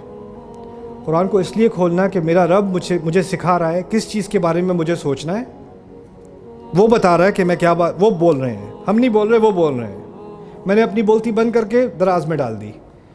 اب میرا رب بول رہا ہے, اور جب وہ بولتا ہے تو مجھے کوئی بات سمجھ نہیں آتی, تو میں ان سوالوں پہ فوکس کرتا ہوں جو میرا رب مجھے بتا رہا ہے, جو درس وہ سکھا رہا ہے وہ سمجھنا ہے. میں اس کی آپ کو مثال دیتا ہوں. فرض کریں کہ آپ PhD پروگرام میں آپ کو داخلہ مل گیا, اور بڑی مشکلوں سے ملا, اور بڑی بڑی فیسیں آپ کے والدین نے بڑی بڑی قربانیاں کر کے آپ کو یہ موقع دیا کہ آپ کو اعلیٰ تعلیم حاصل ہو سکے. اعلیٰ تعلیم حاصل ہونے کے لیے آپ کلاس روم میں کھڑے ہوتے ہو اور بیٹھتے ہو, پروفیسر اندر آتا ہے, ایک ایک لمحہ اس کلاس کا جس کو احساس ہو نا کہ کتنی بڑی نعمت ہے کہ مجھے یہ موقع ملا ہے, تو وہ ایک ایک لفظ ٹیچر کا غور سے سنے گا, سوال پوچھے گا, سمجھنے کی کوشش کرے گا. لیکن ایک طالب علم اس کلاس میں آتا ہے, کہتا ہے پروفیسر آپ کی بات بعد میں, آپ مجھے یہ بتائیں میرا پیزا کے بارے میں ایک سوال تھا کہ اس کا جو چیز ہے وہ, یعنی اس کو اس بات کی کوئی قدر ہی نہیں کہ بات کون کر رہا ہے آگے سے. اس کی بات تو ٹھیک ہے, مجھے اپنے سوال پہلے آنے چاہیے نا. جو ایسا کلاس روم میں کرتا ہے, ٹیچر کیا کرتا ہے اس کے ساتھ باہر. اب مجھے یہ بتاؤ, ہم یہ قرآن کے ساتھ نہیں کرتے؟ سوچو ذرا, اندر گھور کے اپنے ضمیر کے اندر ذرا غور سے آئینے میں دیکھ کے, کیا ہم قرآن کے ساتھ یہ کرتے ہیں کہ نہیں؟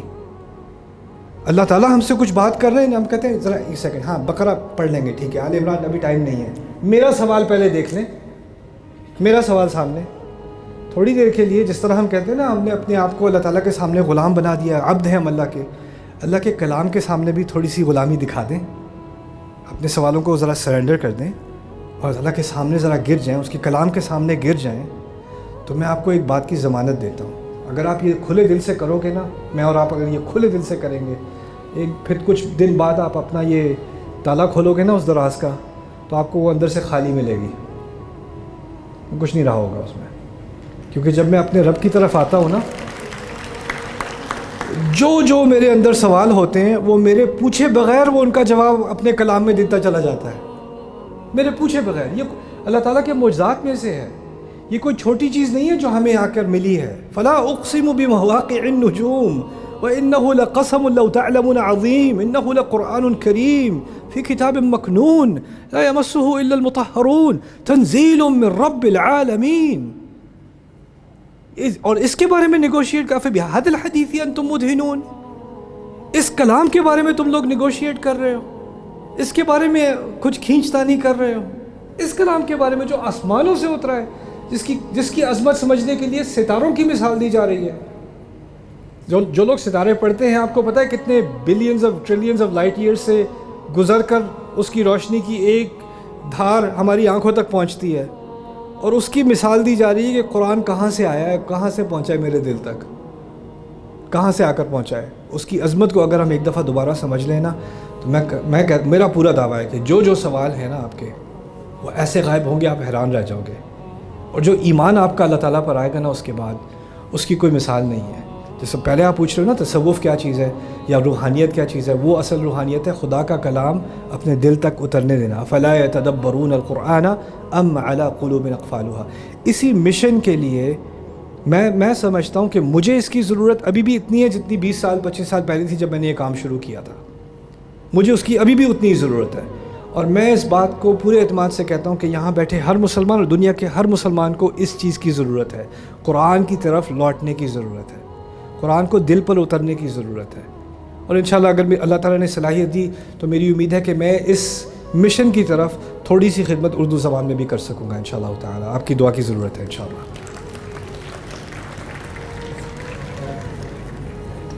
السلام علیکم سر. وعلیکم السلام. My name is Dr. Faiz Alam. I am a histopathology and field scholar in Khyber Medical University. I have a question. میرا کوشچن یہ ہے کہ جب ہم نماز پڑھ رہے ہوتے ہیں, نماز کا ٹائم ہوتا ہے, تو ہمارے ذہن میں بار بار کلک کر رہا ہوتا ہے کہ نماز نہ پڑھنا ایک گناہ ہے اور ہم نماز نہیں چھوڑ سکتے. یا اگر کوئی ہم سے ہیلپ ریکویسٹ کر رہا ہوتا ہے تو ہم ضرور اس کی ہیلپ کر رہے ہوتے ہیں, کیونکہ ہمارے دل میں کلک کر رہا ہوتا ہے کہ ہاں میں نے اس کی ہیلپ نہ کی تو مطلب ایک گناہ کر رہا ہوں. لیکن قرآن ہمارے لیے مطلب اکثر لوگوں کے لیے ایک آپشن ہم فیل کر رہے ہوتے ہیں کہ اگر پڑھ لیا تو ٹھیک ہے, نہیں بھی پڑھا تو کوئی گناہ نہیں ہے, یا ہم اس کو ٹال رہے ہوتے ہیں. تو ہم ایسا کیا کریں کہ ہمارے ذہن میں یہ ایک اوبلیگیشن کے طور پہ آ جائے. آپ کا سوال بہت اچھا ہے, اور میں چاہتا ہوں کہ اس کی بنیاد پر آپ اپنی سوچ کو میں اور آپ سب اپنی سوچ کو تھوڑا بدلنے کی کوشش کریں. مجھے نماز اس لیے نہیں پڑھنی چاہیے صرف کہ نہیں پڑھوں گا تو سزا ملے گی. اصل میں قرآن نے نماز کے مقاصد, اصل مقصد کیا ہے کہ میرا رب مجھے یاد رہے. اقیم الصلاۃ لذکری, اپنے رب کو یاد رکھنا. اور پھر کہا ہے ان الصلاۃ تنہی عن الفحشاء والمنکر, کہ نماز بے حیائیوں سے اور گناہوں سے روکنے والی چیز ہے. میں نے نماز کی طرف آنا ہے اپنی حفاظت کے لیے. اگر سارا رشتہ میرا نماز کے ساتھ صرف یہ ہے کہ میں عذاب سے بچنے کے لیے نماز پہ آ رہا ہوں, تو بس وہ حاضری دے کے میں فوراً نکل جاؤں, چلو منیمم ریکوائرمنٹ پوری ہو گئی. میں نماز کے لیے کی طرف اپنی صحت کے لیے نہیں آ رہا, اپنی بہتری کے لیے نہیں آ رہا, اپنے دل کو زیادہ مضبوط کرنے کے لیے نہیں آ رہا, بس عذاب سے بچنے کے لیے آ رہا ہوں. یہ بہت ہی منیمم قسم کا تعلق ہے نماز کے ساتھ, اور میرے نزدیک یہ بہت نیگیٹو قسم کا تعلق ہے. یہ تو اس طرح کہنا ہے کہ میں اپنی امی کو جا کے سلام اس لیے کہتا ہوں کہ نہیں کہوں گا تو وہ تھپڑ ماریں گی. ماں کو جا کے سلام اس لیے کہا جاتا ہے کہ اس سے مجھے اس سے محبت ہے. میرا دل نہیں مانتا کہ میں جا کر سلام نہ کروں, اٹھ کر گلے نہ لگاؤں.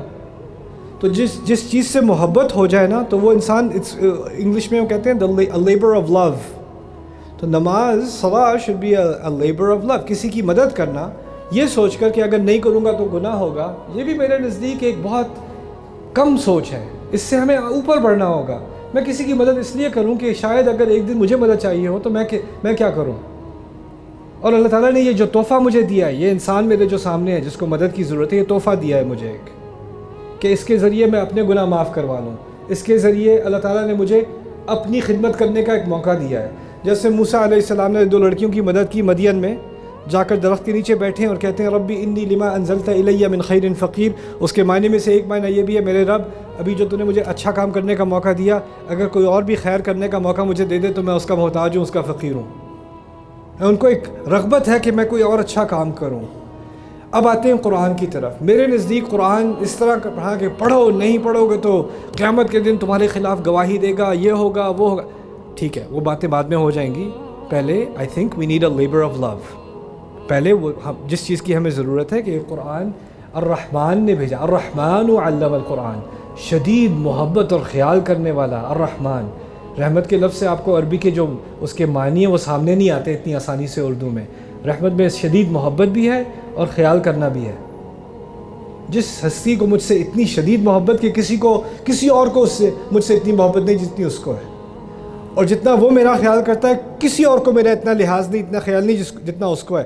اس نے اپنی محبت کی بنیاد پر فیصلہ کیا کہ وہ مجھے قرآن سکھائے. الرحمن علم القرآن. اور قرآن میں کیوں پڑھوں؟ اس لیے نہیں پڑھوں کہ نہیں پڑھو گے تو گناہ ہوگا یا گلٹ کی بنیاد پر. کیونکہ ہوا کیا ہے کہ ہمارے کلچر میں سارا کا سارا اسلام گلٹ کی بنیاد پر کھڑا ہے. نماز نہیں پڑھو گے تو یہ گناہ ملے گا, یہ نہیں کرو گے تو یہ ہوگا, یہ نہیں کرو گے تو یہ ہوگا, شرم کرو شرم کرو شرم کرو شرم کرو. Guilt guilt guilt guilt guilt. اور جتنا آپ گلٹ کرو گے اتنی محبت کم ہوتی چلی جائے گی. تو یہ بنیادی جو تعلق ہے ہمارا قرآن کے ساتھ وہ الرحمن کے ساتھ تعلق ہے, وہ محبت کا تعلق ہے. اور وہ ایک دفعہ پیدا ہو جائے تو پھر تو کیا کہنے ہیں انشاءاللہ. السلام علیکم. وعلیکم السلام. I have a 3-year-old boy, but I want you to say a prayer for him. کیونکہ میں چاہتی ہوں کہ when he grows up, you're one of the people he is influenced by. Not what we are part of it in a society. میرا question آپ سے یہ ہے, can you explain me the differences between faith and character? میرے لیے faith is believing in something جس کی logical explanation نہیں ہے, and we believe in that, and we firmly believe in that. لیکن سوسائٹی وائز ہم بہت ڈسکرپنسی دیکھتے ہیں faith and character میں. My question to you is as a mother, can I instill faith in him and character, or can I instill character in him? I'm so confused. Can you please help me with that? Thank Sure. you so much, sir. Sure. I think you have a very loaded question. By the way, I'm going to take 3 more questions and then I'm just going to hang out with you people. I'm not going to run away. I'm going to hang out over here a little bit, inshallah. But 3 more questions. But on this question, پہلی غلط فہمی یہ ہے کہ جو ہمارا faith ہے, جو ہمارا ایمان ہے, وہ لاجیکل نہیں ہے, ریزنیبل نہیں ہے. وہ بس آپ ایسی بات پہ یقین رکھ رہے ہو جس کو ثابت نہیں کیا جا سکتا. آپ کا کیا خیال ہے کہ اگر آپ موسیٰ علیہ السلام کے ساتھ کھڑے ہوتے اور وہ اپنی عصا کو گراتے اور وہ سانپ بن جاتی, تو آپ کہتے یہ تو بس بلائنڈ فیتھ ہے, یا پانی الگ ہو رہا ہوتا اور آپ اس میں سے گزر جاتے, اور اگر آپ پانی سے گزر رہے ہوتے تو آپ یہ سمجھتے کہ اس خدا کو جس کو ہم مانتے ہیں یہ بس ایمانیات کی باتیں ہیں, لیکن اس کو ثابت نہیں کیا جا سکتا. آنکھوں کے سامنے ثابت ہو رہا ہے کہ نہیں ہو رہا ہے نا, لیکن مسئلہ یہ کہ اب تو یہ قصہ بن چکا ہے, اس کو تو ہزاروں سال ہو چکے, میں تھوڑی دیکھ رہا ہوں پانی ہٹتا ہوا.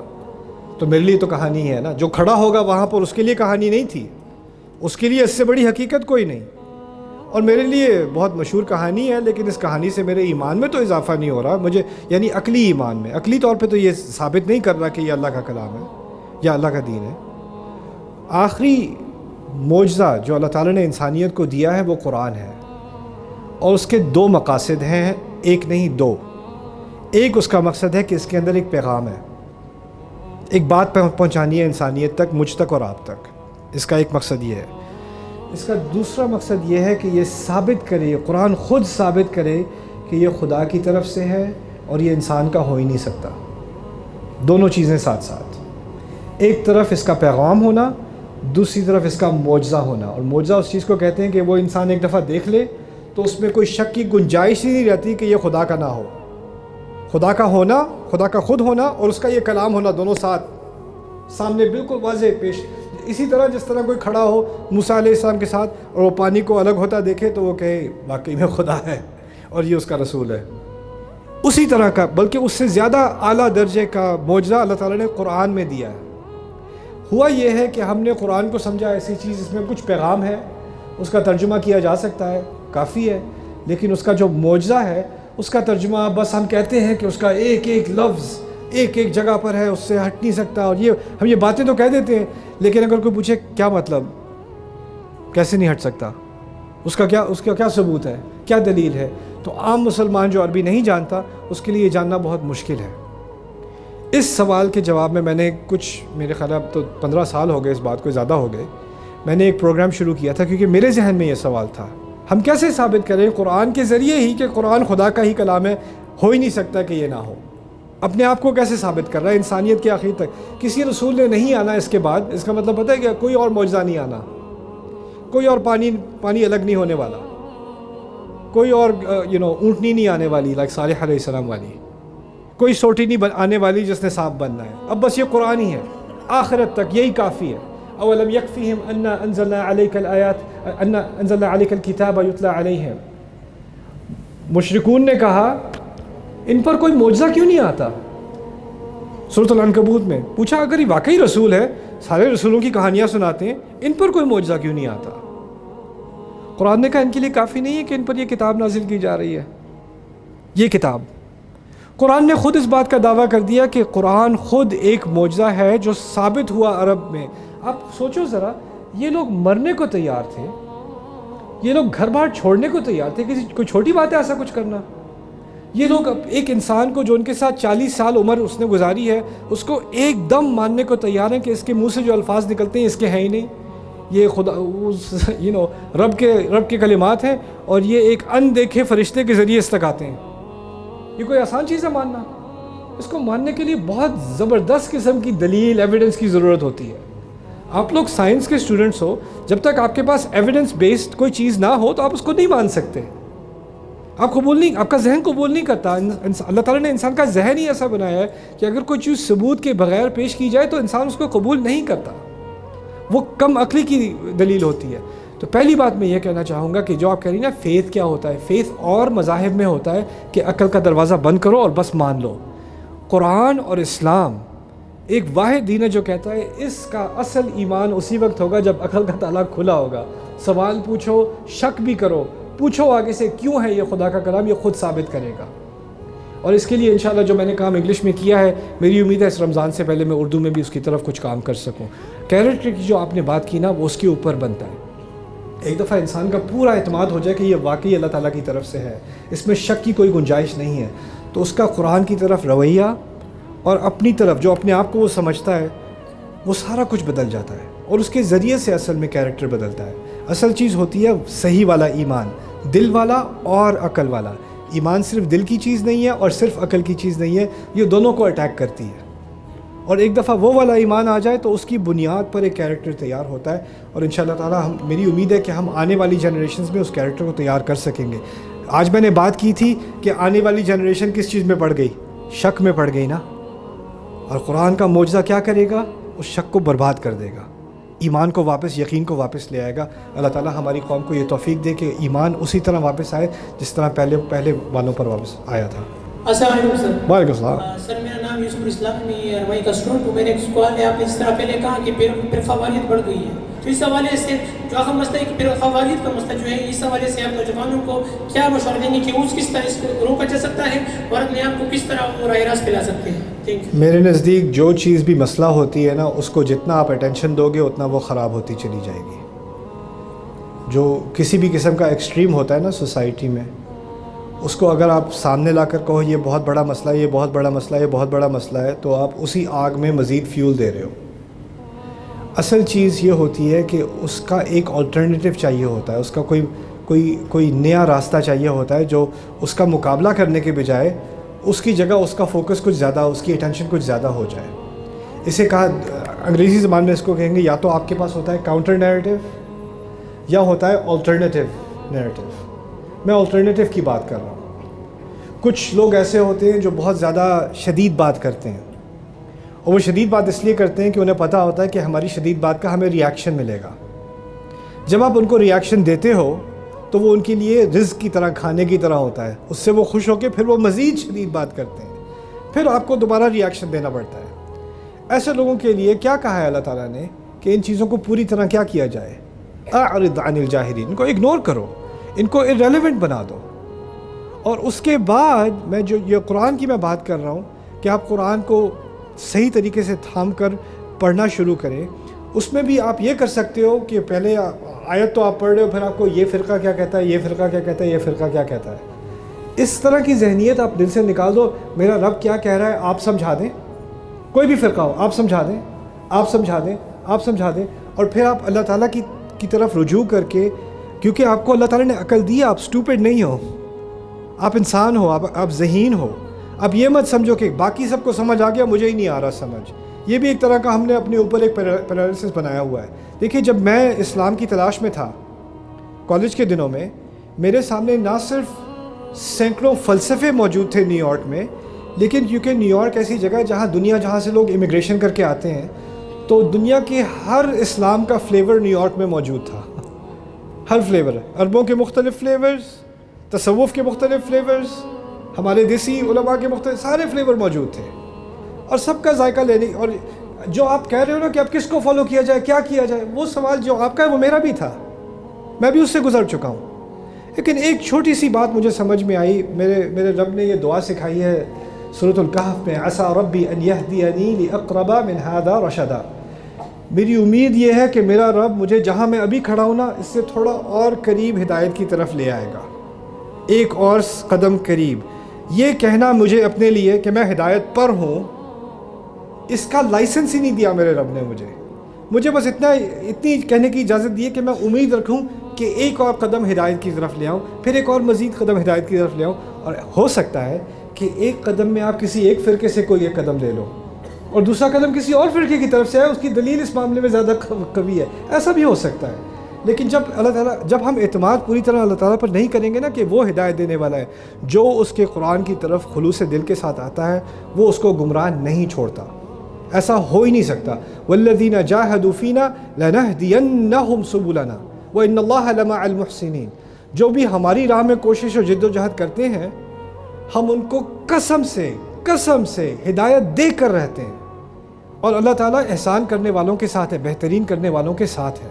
ये अल्लाह का वादा है. उस वादे पे मुझे एतमाद होना चाहिए. और ये सारी कन्फ्यूजन्स, ये सारे सवाल, जैसे मैंने कहा था ना, दराज में गायब होते चले जाएंगे.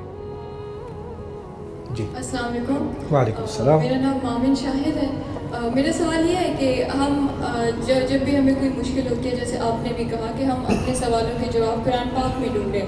तो recently I was reading a book, उसमें इंटरकास्ट मैरिज के बारे में था कि क्योंकि कुरान की आयत में बिलीवर का लफ्ज़ यूज़ हुआ है कि अगर एक बिलीवर है वो एक नॉन बिलीवर से शादी कर रहा है, तो इससे अच्छा वो एक स्लेव से शादी कर ले. Same goes for women and man both. तो वो स्कॉलर ने उसको इस तरह जस्टिफाई किया कि यहाँ पे एक बिलीवर का लफ्ज़ है, तो बिलीवर तो क्रिश्चियन भी होते हैं क्योंकि वो बिलीव करते हैं इब्राहिम अलैहिस्सलाम पे और उन सब पे, तो मैरिज इज़ अलाउड. तो हाउ वी वुड नो कि जो हमारा परसेप्शन है उस आयत को लेने का या कुरान पढ़ने का, दैट इज़ राइट, क्योंकि डिफरेंट लोगों का परसेप्शन डिफरेंट है. अब तक हमें पता था कि intercaste marriage aren't allowed, but after reading inter religious marriage, inter religious, sorry, that isn't allowed, but after reading that مجھے وہ perception کی question آیا کہ ہمیں کیسے پتہ چلے گا کہ جو ہم perceive کر رہے ہیں even reading a قرآنی آیت تو اس میں ہمیں یہ صحیح ہے یہ جو perception اوکے آسان جواب ہے اس سوال کا. اللہ تعالیٰ کی تمام آیات جو ہے نا وہ صورتوں کے اندر ہے, اور صورتوں کے بارے میں اللہ نے کہا ہے احکمت آیاتہ, جس کی آیات ایک دوسرے کے ساتھ پرو دی گئی ہیں. یعنی اگر اللہ تعالیٰ نے کچھ آیات ایک صورت کے اندر ڈالی ہیں نا تو ان کو ایک ساتھ سٹچ کر کے ڈالا ہے, ایک بات کہی جا رہی ہے. اسی لیے اللہ کا نظام ہے کہ ان آیات کو اس صورت میں ڈالا گیا. جس آیت کا آپ حوالہ دے رہی ہیں وہ سورۃ البقرہ میں ہے, اور سورۃ البقرہ کا بہت عظیم حصہ پہلا ہاف اس کا بنی اسرائیل سے مخاطب ہے, اور ان سے کہہ رہا ہے کہ تم کفر مت کرو. اور ان کا کفر کیا ہے کہ وہ اس نبی کو, اس رسول کو نہیں مان رہے ہیں. اسی لیے کہا ہے بنی اسرائیل سے وَلَا تَكُونُوا أَوَّلَ كَافِرٍ بِهِ, تم اس میں کفر کرنے والے پہلے مت بن جاؤ, اس قرآن میں کفر کرنے والے. یعنی وہ اللہ پر ایمان رکھتے ہیں, موسیٰ پر ایمان رکھتے ہیں, تورات پر ایمان رکھتے ہیں جن کا ذکر ان صاحب نے کیا, لیکن ان کا ایمان کس پر نہیں ہے؟ اس قرآن پر نہیں ہے اور اس رسول پر نہیں ہے. اور ان کو کہا جا رہا ہے اب کفر مت کرو, اب کفر مت کرو. اور اسی کفر اور ایمان کی جو کشمکش بقرہ میں بتائی گئی ہے وہ اہل ایمان اور اہل مکہ کے درمیان نہیں ہے, وہ اہل ایمان مسلمانوں کے اور بنی اسرائیل کے درمیان کی بات کی جا رہی ہے. تو یہ جو جس چیز کو ہم ایمان, جس چیز کی بنیاد پر ایمان کو ڈیفائن کیا گیا سورۃ البقرہ کے اندر, اس کو سامنے رکھنے کی بہت ضرورت ہے. پھر آگے سب سے بڑا امتحان آیا تھا کہ قبلے کی جو ڈائریکشن ہے وہ چینج کر دی اللہ تعالیٰ نے سورۃ البقرہ میں. ان آیات سے پہلے قبلہ مختلف کعبے کی طرف ہو گیا, اور جن لوگوں نے نہیں ماننا تھا, کیونکہ بنی اسرائیل اصل میں خوش تھے کہ یہ ہماری سے کئی نماز پڑھتے ہیں, اس کا مطلب ہے اللہ بھی مانتے تو نہیں نبی کو, لیکن اندر اندر تو پتہ ہے کہ نبی ہے, تو وہ اندر سے راضی تھے کہ یہ چلو کم از کم نماز تو ہماری طرف پڑھ رہے ہیں, پھر بھی ہماری انڈورسمنٹ ہو رہی ہے. لیکن جب قبلے کی سمت بنتی ہے ما واللہ عن قبلتہم التی کانوا علیہا قل للہ المشرق والمغرب, تو یہ جو ساری ڈبیٹ ہو رہی ہے اس میں انہوں نے جو پارشل ایمان رکھا ہوا تھا نا جان بوجھ کر, اس کی نفی کی جا رہی ہے. اس کا مطلب یہ نہیں کہ تمام عیسائی اور تمام یہودیوں پر ایک ہی فتویٰ لگایا جا رہا ہے, ایسی بات بھی قرآن میں نہیں ہے. لیکن آیات کا حوالہ دینا بغیر اس کے کانٹیکسٹ کو سمجھے یہ ایک بہت زیادتی ہے قرآن کے ساتھ, اور اس زیادتی میں ہم عام طور پر آسانی سے مبتلا ہو جاتے ہیں. تو میری ریکمنڈیشن یہ ہوگی کہ کسی ایک ایشو پر کسی کی بات سن کر ایک آیت کا حوالہ لے کے, اس سے بہتر یہ ہے کہ اگر انسان فوراً ایک صورت کو پڑھ لے نا, ایک صورت کا باقاعدہ مطالعہ کر لے اور اس کے بارے میں تحقیق کر لے اور پوچھ لے, اور پھر جب یہ سوال آئے اس کو بھی اس کانٹیکسٹ کے ذریعے سمجھ لے, تو اس کنفیوژن کے پیدا ہونے کا امکان ہی نہیں رہتا انشاءاللہ. اوکے, جی, ٹو مور. وعلیکم السلام.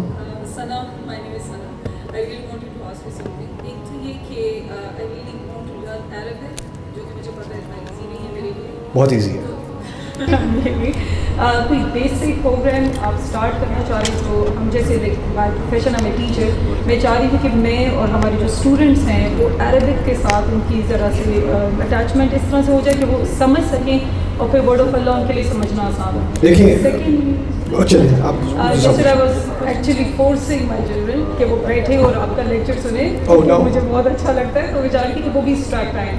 لیکن جو ایج گروپ ہے 7 سے 12 یا 15 ایئرس کی, ان بچوں کے لیے ہم کس طریقے سے ان کو اسلام کی طرف لائیں یا ان کو سمجھائیں, کیونکہ ابھی آپ نے لیکچر میں کہا نا تو ہماری آنے والی جنریشن شک میں نہیں ہونی چاہیے. تو ورڈ آف اللہ ان کے لیے ہم کیسے ایزی کریں کہ وہ اس میں انٹرسٹ بھی لیں اور ان کو سمجھ بھی ان کی ایج کی اکارڈنگ. Thank you. پہلی بات عربی کے بارے میں, آپ میں سے جو لوگ دلچسپی رکھتے ہیں, اور صرف وہ لوگ جو دلچسپی رکھتے ہیں, عربی زبردستی کبھی کسی کو نہیں پڑھانی چاہیے. It's a form of torture. لیکن جو لوگ واقعی ہمت کرتے ہیں اور چاہتے ہیں کہ عربی سیکھنا شروع کریں قرآن سمجھنے کے لیے, آپ لوگوں کے پاس تو بہت بڑا ایڈوانٹیج ہے. آپ لوگ عربی پڑھ لیتے ہو سمجھے بغیر, حروف اور قرات تو آپ کر لیتے ہو نا. یہ بھی جو لوگ امریکہ میں جن سے میں ملتا ہوں جو مسلمان ہوتے ہیں ان کے لیے تو الف با بھی نہیں ان کو معلوم نا, تو ان کے لیے پہلے وہ سفر طے کرنا ہوتا ہے. تو آدھے سے زیادہ سفر تو آپ طے کر چکے ہو. تو آپ لوگوں کے لیے اگر آپ یوٹیوب پر جا کر ایک چیز سرچ کر لو, dream intensive 1 Day 1, dream intensive 1 Day 1. میرا ایک پروگرام آن لائن ہے جہاں میں نے 2 بچوں کو قرآن کی عربی سمجھنے والی عربی پڑھانی شروع کی. اس کے انٹینسو میں نے سارے یوٹیوب پہ ڈالے ہوئے ہیں. اور اس سے الحمدللہ I think millions of people now are following it around the world. آپ بھی اس کا فائدہ اٹھا سکتے ہو, اور بہت جلد انشاءاللہ اس سب کا ترجمہ اردو میں بھی ہونے والا ہے, لیکن فی الحال انگلش میں موجود ہے اور وہ بہت آسان ہے فالو کرنے کو. اس کی انسٹرکشن شروع میں ہی ہے کہ کیسے کرنا ہے اور کیا کرنا ہے. اس کے سارے مٹیریلس میں نے فری اویلیبل کر دیے ہیں, وہ آپ اپنے طور پہ کر سکتے ہو. اگر اسٹوڈنٹ گروپس ہیں وہ اس کو ایک ساتھ مل کر پڑھنا چاہ رہے ہیں, پڑھانا چاہ رہے ہیں, وہ بھی اس کا استعمال کر سکتے ہیں. ہو سکتا ہے ہمارے کراؤڈ میں بھی کوئی ڈریم اسٹوڈنٹس ہوں, مجھے معلوم نہیں کہ ہیں کہ نہیں ہیں. ایک دو اوکے فیو ماشاء اللہ, السلام علیکم. تو اس کو آپ شروع کریں, انشاءاللہ اس کا بہت فائدہ ہوگا. بچوں کے لیے میرے نزدیک کورسز اور بہت زیادہ لیکچرز وغیرہ جو ہمیں پسند آتے ہیں وہ ان کو پسند آئے نہ آئے, میرے نزدیک جتنا آپ بچے کو فورس کرو گے اتنا وہ بور ہوں گے. بچوں کو چاہیے کہ ہم پہلے ان کی بات ہم سنیں اور ان کے سوالات سنیں, اور جب ان کو کچھ دوست بھی دیں اسلام کا تو اس میں علم کا فوکس کم ہو, عقل کا فوکس زیادہ ہو. یعنی زیادہ معلومات بھی زیادہ نہیں دے رہے, تھوڑی سی 5 منٹ کی بھی آپ نے بات کی ہے یا کوئی ویڈیو لگائی ہے, کچھ کیا ہے 5 منٹ کے لیے بھی, لیکن اس کے بعد آپ اس کے بارے میں ایک عقلی گفتگو کر رہے ہیں, اس کے بارے میں کوئی انٹلیکچوئل ڈسکشن کر رہے ہیں, اور بچوں سے بچوں کی طرح بات نہیں کر رہے, بڑوں کی طرح بات کر رہے ہیں. اس کے بارے میں کیا سوچا ہے, اس کے بارے میں کیا سوال آئے ہیں, جو سنا ہے. ٹیسٹ کرنے کے بجائے جیسے آپ کسی دوست سے بات کر رہے ہو نا, کسی چھوٹے سے نہیں, کیونکہ چھوٹے سے بات کر اچھا کیا سیکھا, اب بتاؤ کیا کہا تھا انہوں نے, یہ نو دیٹس انوئنگ. بلکہ ایسے میں اس کے بارے میں یہ سوچ رہی تھی, تم کیا سوچتی ہو اس کے بارے میں, تم کیا سوچتے ہو اس کے بارے میں. جب تم یہ یہاں پر جیلسی کی بات ہو رہی تھی, فرض کریں آپ نے سورۃ الناس پہ لگا دیا نا, وَمِن شَرِّ حَاسِدٍ إِذَا حَسَدَ, تو آپ بچے سے بات کر رہے ہیں. ایک دفعہ میری دوست تھی, اس کے ساتھ اس کی کچھ سہیلیاں جیلس تھیں, انہوں نے یہ کہ آپ نے کوئی کہانی سنا دی جیلسی کے بارے میں. آپ نے اپنے بچے کو, تمہارے ساتھ تم نے کبھی جیلسی دیکھی ہے, ہاں میرے اسکول میں تو بہت ہوتی ہے. اب اس جیلسی کے بارے میں بات کرنا شروع ہو گیا بچہ. جتنا آپ کا بچہ سبجیکٹ کے بارے میں بات کرے گا نا, اتنا امکان ہے کہ دل میں وہ بات جو آپ نے ڈالنی ہے وہ چلی جائے گی. تو بات زیادہ کرنے سے سمجھ نہیں آتی, اصل میں کم کرنے سے سمجھ آتی ہے. اور کبھی کبھار بات سمجھانی ہو نا تو بات سننی پہلے پڑتی ہے. اس کا اگر آپ ایک ماحول بنا دیں اپنے گھر کے اندر اپنے فیملی کے ساتھ, تو اس کا بہت زبردست اثر ہوگا انشاءاللہ تعالی. السلام علیکم. وعلیکم السلام. My name is Isaac Sorab. I'm the son of one of your biggest fans.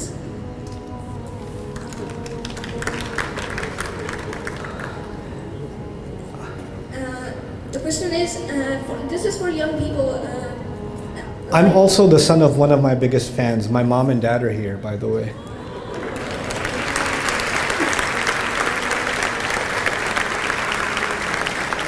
Okay, yeah. Everyone knows jinns, yeah? Everyone knows jinns? I mean, I don't know them.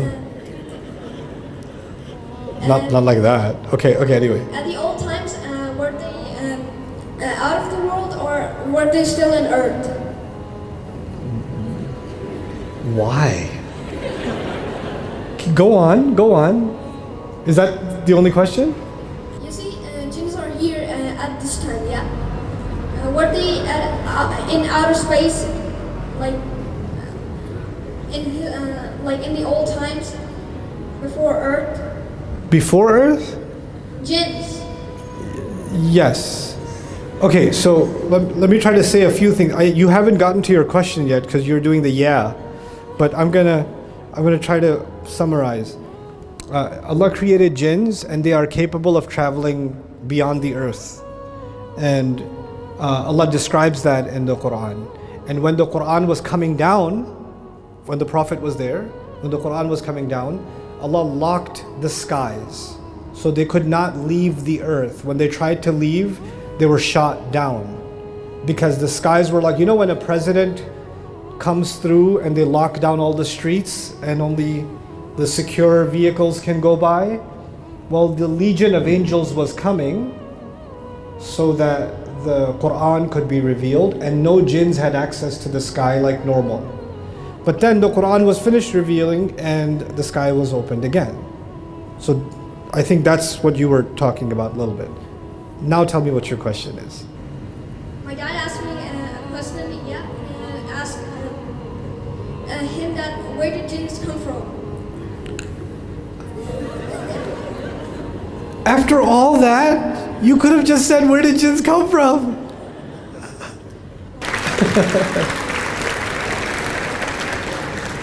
Okay, last question.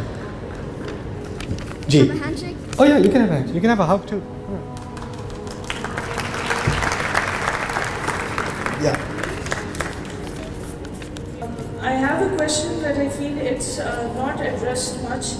I want to know your advice for mothers of young children. Like your lecture was mostly about how we can connect with Allah.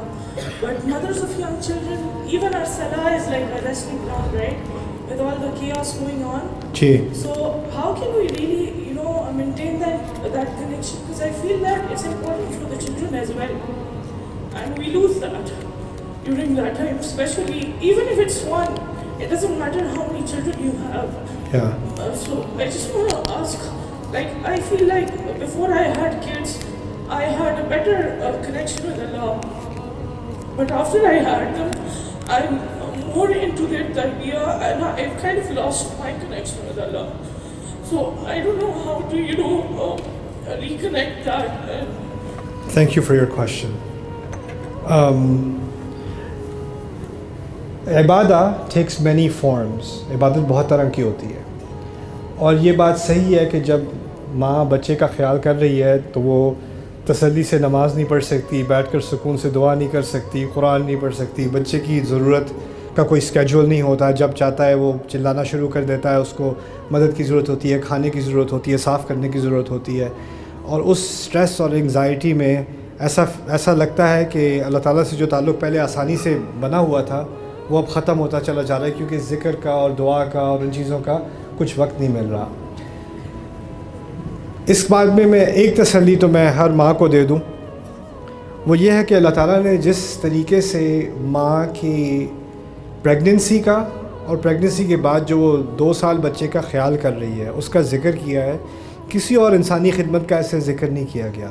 اللہ تعالیٰ نے اس کو acknowledge کیا ہے اور اس کی بنیاد پر انسان سے کہا ہے کہ ماں سے بہترین تعلق کر. اور عجیب بات یہ ہے کہ جن آیات میں اللہ تعالیٰ نے یہ بات کی ہے, پہلے کہا ہے میری عبادت کرو, لیکن عبادت کس بنیاد پر کرو, کن احسانات کی بنیاد پر کرو, ان کا ذکر نہیں ہے. جب ماں کی بات آتی ہے تو ماں کے احسانات کی لسٹ بنا کر پھر کہا ہے نشکر لی ولی والدی کا, یعنی ماں کو اللہ تعالیٰ نے اس کی جو کنٹریبیوشن ہے خاص کر ان 2 سالوں میں, ان ارلی ایئرس میں جو کنٹریبیوشن ہے اس کو اتنا بڑا اعزاز دیا گیا ہے that she is the mother of a baby and that's not an easy thing. اور یہ اعزاز اس لیے بھی دیا گیا ہے کہ ماں کے لیے صرف پریگننسی ہی مشکل نہیں ہوتی, ڈیلیوری ہی مشکل نہیں ہوتی, چھوٹے بچے کا خیال فل ٹائم سے زیادہ ہوتا ہے, 24/7 ہوتا ہے, اور وہ بھی فزیکلی ریکور ہونے سے پہلے ہی وہ اس کام میں لگ جاتی ہے اور اس کی زندگی ختم ہو جاتی ہے, اس کی لائف کوئی رہتی نہیں ہے. وہ کسی سے 5 منٹ بات کرنا چاہے 30 سیکنڈز بعد آئی ہیو ٹو گو. اس کا اپنے شوہر کے ساتھ ویسا ریلیشن شپ نہیں رہ سکتا, اس کا اپنے ساتھ ایسا ریلیشن شپ نہیں رہ سکتا, اس کا باہر جانے کا, تفریح کا, بریک کرنے کا, سونے کو اگر 2 گھنٹے مل جائیں تو جنت لگتا ہے. تو وہ جس مشکل سے گزرتی ہے اس کو اللہ تعالیٰ نے ایکنالج کیا ہے اور اس ایک لمحے کو اللہ تعالیٰ نے عبادت قرار دیا ہے اور اتنی عظیم خدمت قرار دیا ہے کہ اس کی بنیاد پر اولاد کو منیمل کہا ہے کہ منیمم تمہارا والدین کے ساتھ کیا ہے, احسان ہے. اللہ تعالیٰ کے ساتھ منیمم اسلام ہے, اس کے بعد ایمان ہے, اور میکسیمم کیا ہے, احسان ہے. لیکن والدین کے ساتھ بہترین کم از کم ہے, اور اس کی بنیاد اللہ نے بتائی ہے ماں کی خدمت. تو آپ کا جو کنیکشن جس طریقے سے تھا نا, جس طریقے سے آپ نماز پڑھ سکتی تھی یا ذکر کر سکتی تھی یا قرآن پڑھ سکتی, وہ چیزیں ٹھیک ہے وہ ابھی نہیں ہو سکتا کیونکہ چھوٹے بچے ہیں. لیکن جس کم لمحوں میں آپ جو بھی دعا کر سکتی ہو یا بچے کا خیال بھی کر رہی ہو, اس میں سے کوئی ایک ایسا لمحہ نہیں گزرا جس کو اللہ تعالیٰ عبادت قرار نہیں دے رہا اور فرشتے اس کو آپ کے کھاتے میں نہیں لکھ رہے. تو اس چیز میں انسان کو امید لینی چاہیے کہ عبادت کا ایک طریقہ نہیں ہوتا, بہت سارے طریقے ہوتے ہیں. اللہ کو خوش کرنے کا ایک راستہ نہیں ہوتا, بہت سارے ہوتے ہیں. اور یہ نہیں سوچنا چاہیے کہ میں کیونکہ وہ پرانا والا نہیں کر سکتی اب تو اب اس کی حیثیت کم ہے. ہو سکتا ہے اس کی حیثیت ان تمام عبادتوں سے زیادہ ہو, ایسا بھی ہو سکتا ہے اللہ تعالیٰ کے نزدیک. تو امید رکھنی چاہیے. جزاک اللہ خیر. السلام علیکم ورحمۃ اللہ وبرکاتہ.